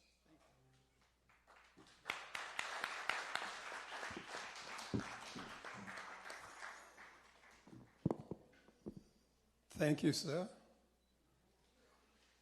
you. First and foremost, I would like to salute our father and champion of social justice, the king, the leader of all righteousness, the Reverend Louis Jackson, and our mother, Jacqueline Jackson. We also have to extend our sincere greetings and love for the family of the Push family. Our new CEO, COO, Yusuf Jackson. God bless you, sir. Reverend Janet Wilson, Betty, and all the hard-working individuals of the Push family. Our honorable mayor, who has just left, we want to thank you for celebrating Africa Day with us for the first time in the history of this country. Despite the fact that he has been rubbished by some individuals. Mr. Mayor, we thank you with your staff, the Deputy Mayor, and one of us who is here, Neka Obasi, has done so well to help us get into the listing of our mayor. Ladies and gentlemen, esteemed colleagues and honored guests, today is as I stand before you to address a pressing issue that affects not only the lives of millions, but also the very fabric of our shared humanity. The current ban on travel targeting African Muslim countries, including Haiti, is not merely a policy, it is a statement about who we are as a society and what we stand for in our pursuit for justice, equality, and understanding. The question is, what has Haiti done to Donald Trump? Because every time he's angry, he calls on Haiti. It is rather unfortunate. At its core of his thinking, this is rooted in fear, fear of the unknown, fear of cultural differences, and fear of what it means to embrace diversity. It paints entire nations and the peoples with broad brush, reducing rich cultures and histories to mere stereotypes. We must challenge this narrative and remind ourselves that every individual, regardless of their nationality or faith, deserves the opportunity to travel freely, to connect with others, and share their stories. Travel is a powerful tool for understanding our empathy. It allows us to see the world through different lenses, to learn from one another, and to build relationships that transcend borders. When we restrict travel based on nationality or religion, we not only deny ourselves the chance to explore, grow, but also deprive ourselves of the invaluable insights that bring to our global community. The implications of this travel ban extend beyond individual rights. They resonate deeply within the realms of international relations and mutual respect. By isolating specific nations, we risk fostering a climate to distrust and hostility. Cooperation and collaboration in addressing global challenges, be it climate change, health, or economic stability, require open dialogue and partnership. Moreover, we must recognize the contributions of individuals like Haitians from these countries to our society. They are our neighbors, our colleagues, and friends. They enrich our communities with the talents, perspectives, and experiences. By imposing a ban, we send a message that their worth is diminishing, that their voices are not valued. This is not just a political issue, it is a moral one. As we stand in opposition to this ban, let us not only advocate for rights of these affected, but also strive to cultivate an environment of inclusivity, understanding. Let us work towards policies that celebrate diversity rather than fear. In closing, ladies and gentlemen, I urge you each to reflect on the values we hold dear: compassion, understanding, and commitment to justice, as our leader, Reverend Jackson, has taught us.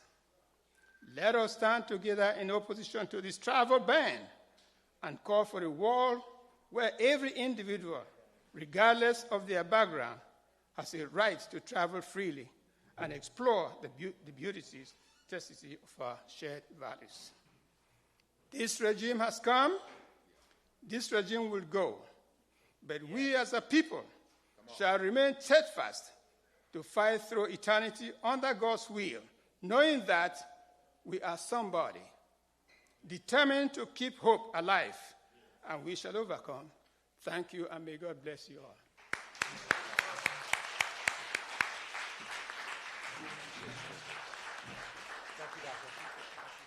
What our brother has shared is so important at this hour, especially as we think of our sisters and brothers throughout the diaspora. In that vein, not only should we lift up those who are targeted, because this crackdown is not just about those who come from Spanish-speaking countries, but people who look like us. And quite frankly, many of us would have been in some of those Spanish-speaking countries in Latin America if we had gotten off the ship at that time. We just got off the ship a little bit later. In fact, let me just say this. It's important at some point or another that even our Latino sisters and brothers understand that they too are African people.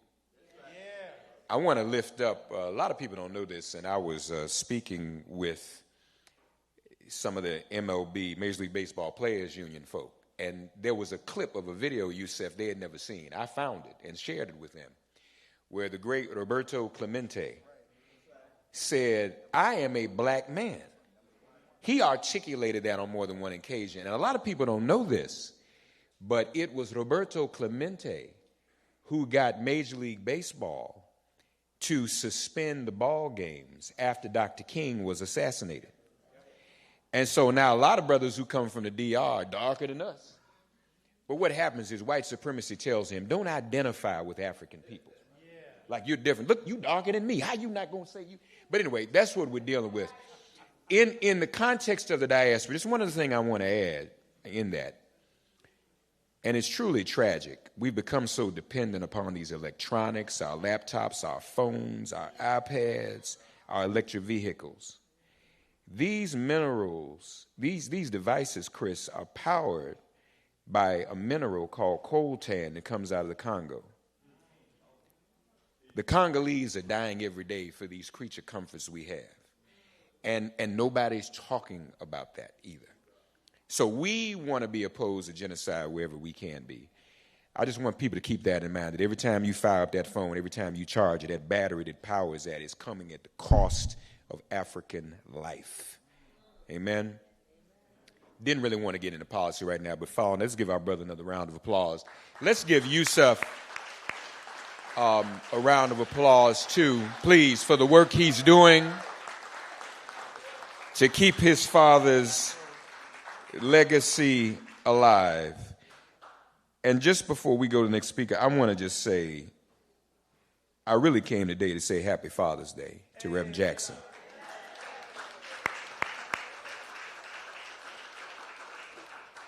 I didn't meet my father in the flesh until I was 10 years old, Judge.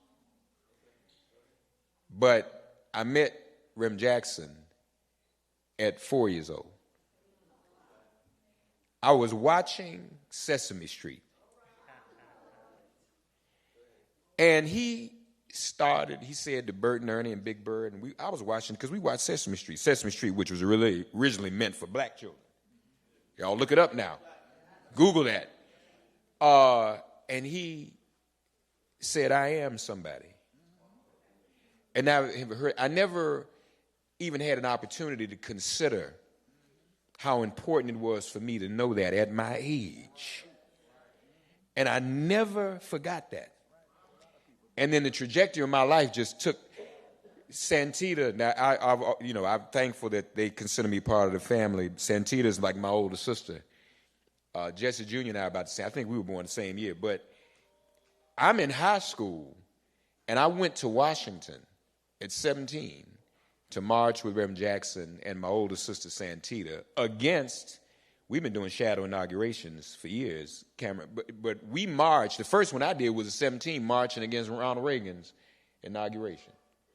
And we did that together. And I thank him for really being a father and an example to us all.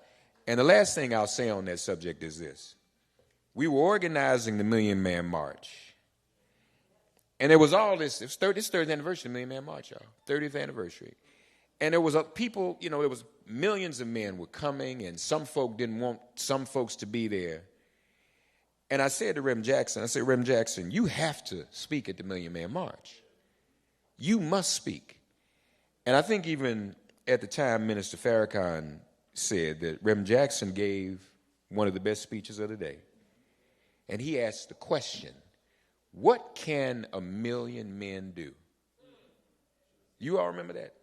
Y'all should go back and watch. It was one of the greatest speeches. We talk about the Democratic Convention speech, but go back and look at what can a million men do. And God bless Ron Walters, God rest his soul, was saying it right there next to him. And what he said to us applies to who we are today and what black men must continue to do as fathers and husbands. What an example is. He said, we first as men must change our minds, because the slave master mind never changes. We must change our own minds and become liberators and become abolitionists. That's what men can do. That's what fathers can do. And in tribute to this Father's Day, that's what Reverend Jackson has done for all of us for all time. So happy Father's Day. We love you, Doctor, as always. He also spoke to our sisters and brothers who have been incarcerated. That's what we're doing. And how we have to, and that's still, we don't talk about that as much anymore, our prison ministry and outreach. So we want to bring forward from the Rainbow Push Coalition Prison Outpost Ministry, Apostle Ora Wilson and Peggy Griffin. Please come, if you will. Welcome her warmly in that bad turquoise. And then the buses are leaving. And then we're going to get on the bus and go downtown. All right, come on, y'all. Good evening. Good afternoon. Hallelujah. I'm here to talk about something that you all probably have not given a lot of thought to. Some of you may not even have known that Operation Push has an outreach ministry that reaches behind the walls. The Word of God says, "For I was I hungered, and you gave me meat. I was thirsty, and you gave me drink. I was a stranger, and you took me in, naked, and you clothed me. I was sick, and you visited me. I was in prison, you came unto me. Then shall the righteous say, Lord, when was thee hunger and fed thee, or thirsty and gave you drink? When saw we thee a stranger and took ye in, or naked and clothed thee? Or when saw we you sick or in prison and came unto thee? And the king shall answer and say unto them, Verily I say unto you, Inasmuch as you have done this to the least of these my brethren, you have done it unto me. This scripture was often quoted by a member, and I'm sure that a lot of you know them well. Jesse Ma Houston, the founder of the prison outpost, who walked with Dr. King and Dr. King, and he worked really closely with Reverend Jesse L. Jackson. I was not privileged personally to meet her, but I was, and I do, stand on the shoulders of her daughter, Queen Mother Helen Sinclair. When her mother died and went home, hallelujah, she took over the ministry, and she trained a group of us to do what she did behind the walls.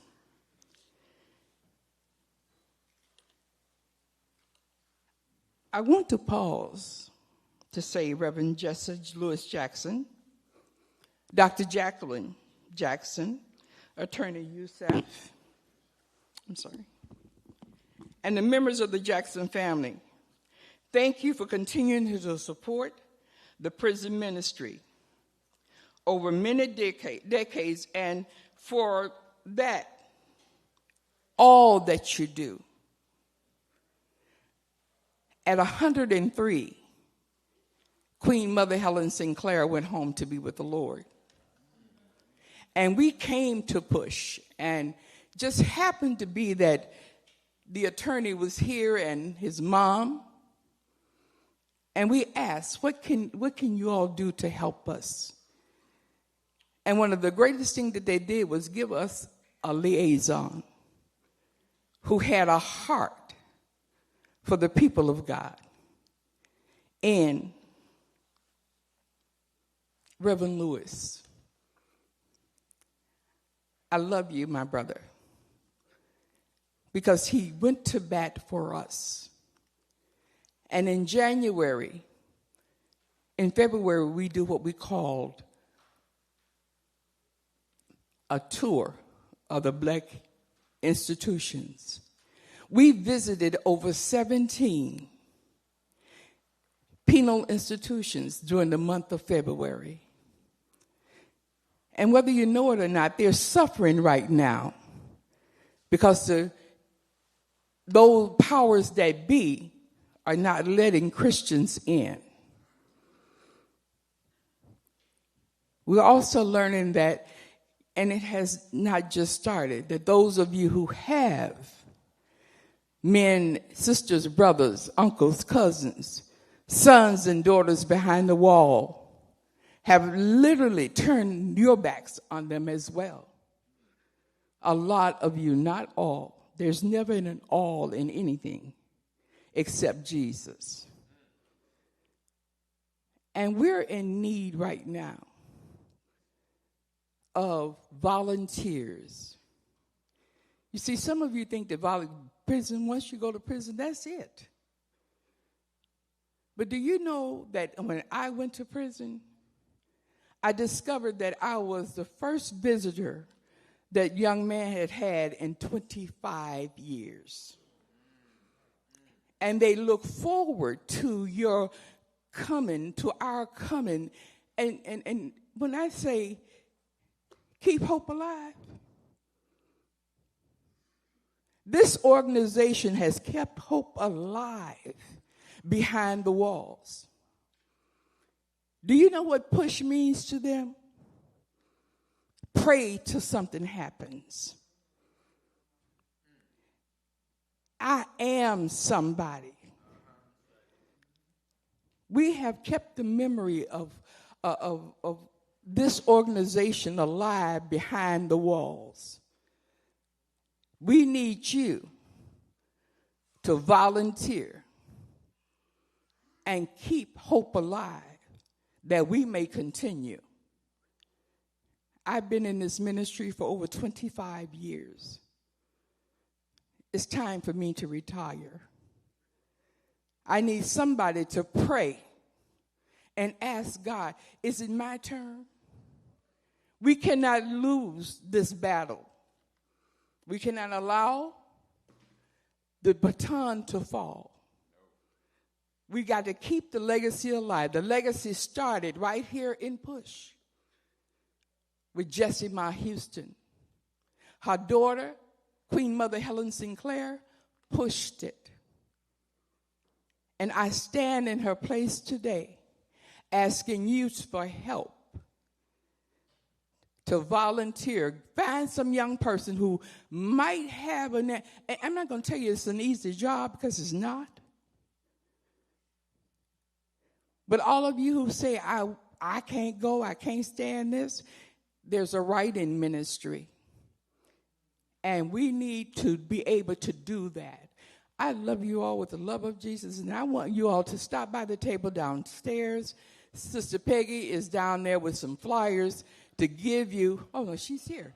She has flyers, so if you want to get a flyer, it'll tell you all about the Jessie Ma Houston Prison Outpost Ministry. Thank you, Reverend Jackson. Thank you. Thank you. Folks, we're going to get ready to go. Everybody all right? All right. We're going to go down here and stand up. No kings. All right. We don't have a lot of time, so let's all, God bless everybody. God bless Reverend Jackson. Happy Father's Day. Let's give him another round of applause. Everyone say Happy Father's Day, Reverend Jackson. Happy Father's Day, Reverend Jackson. Amen. All right, we'll meet you downstairs. Please move expeditiously. Thank you. Thank you for participating in our program. All right, thank you. Mark, how long are you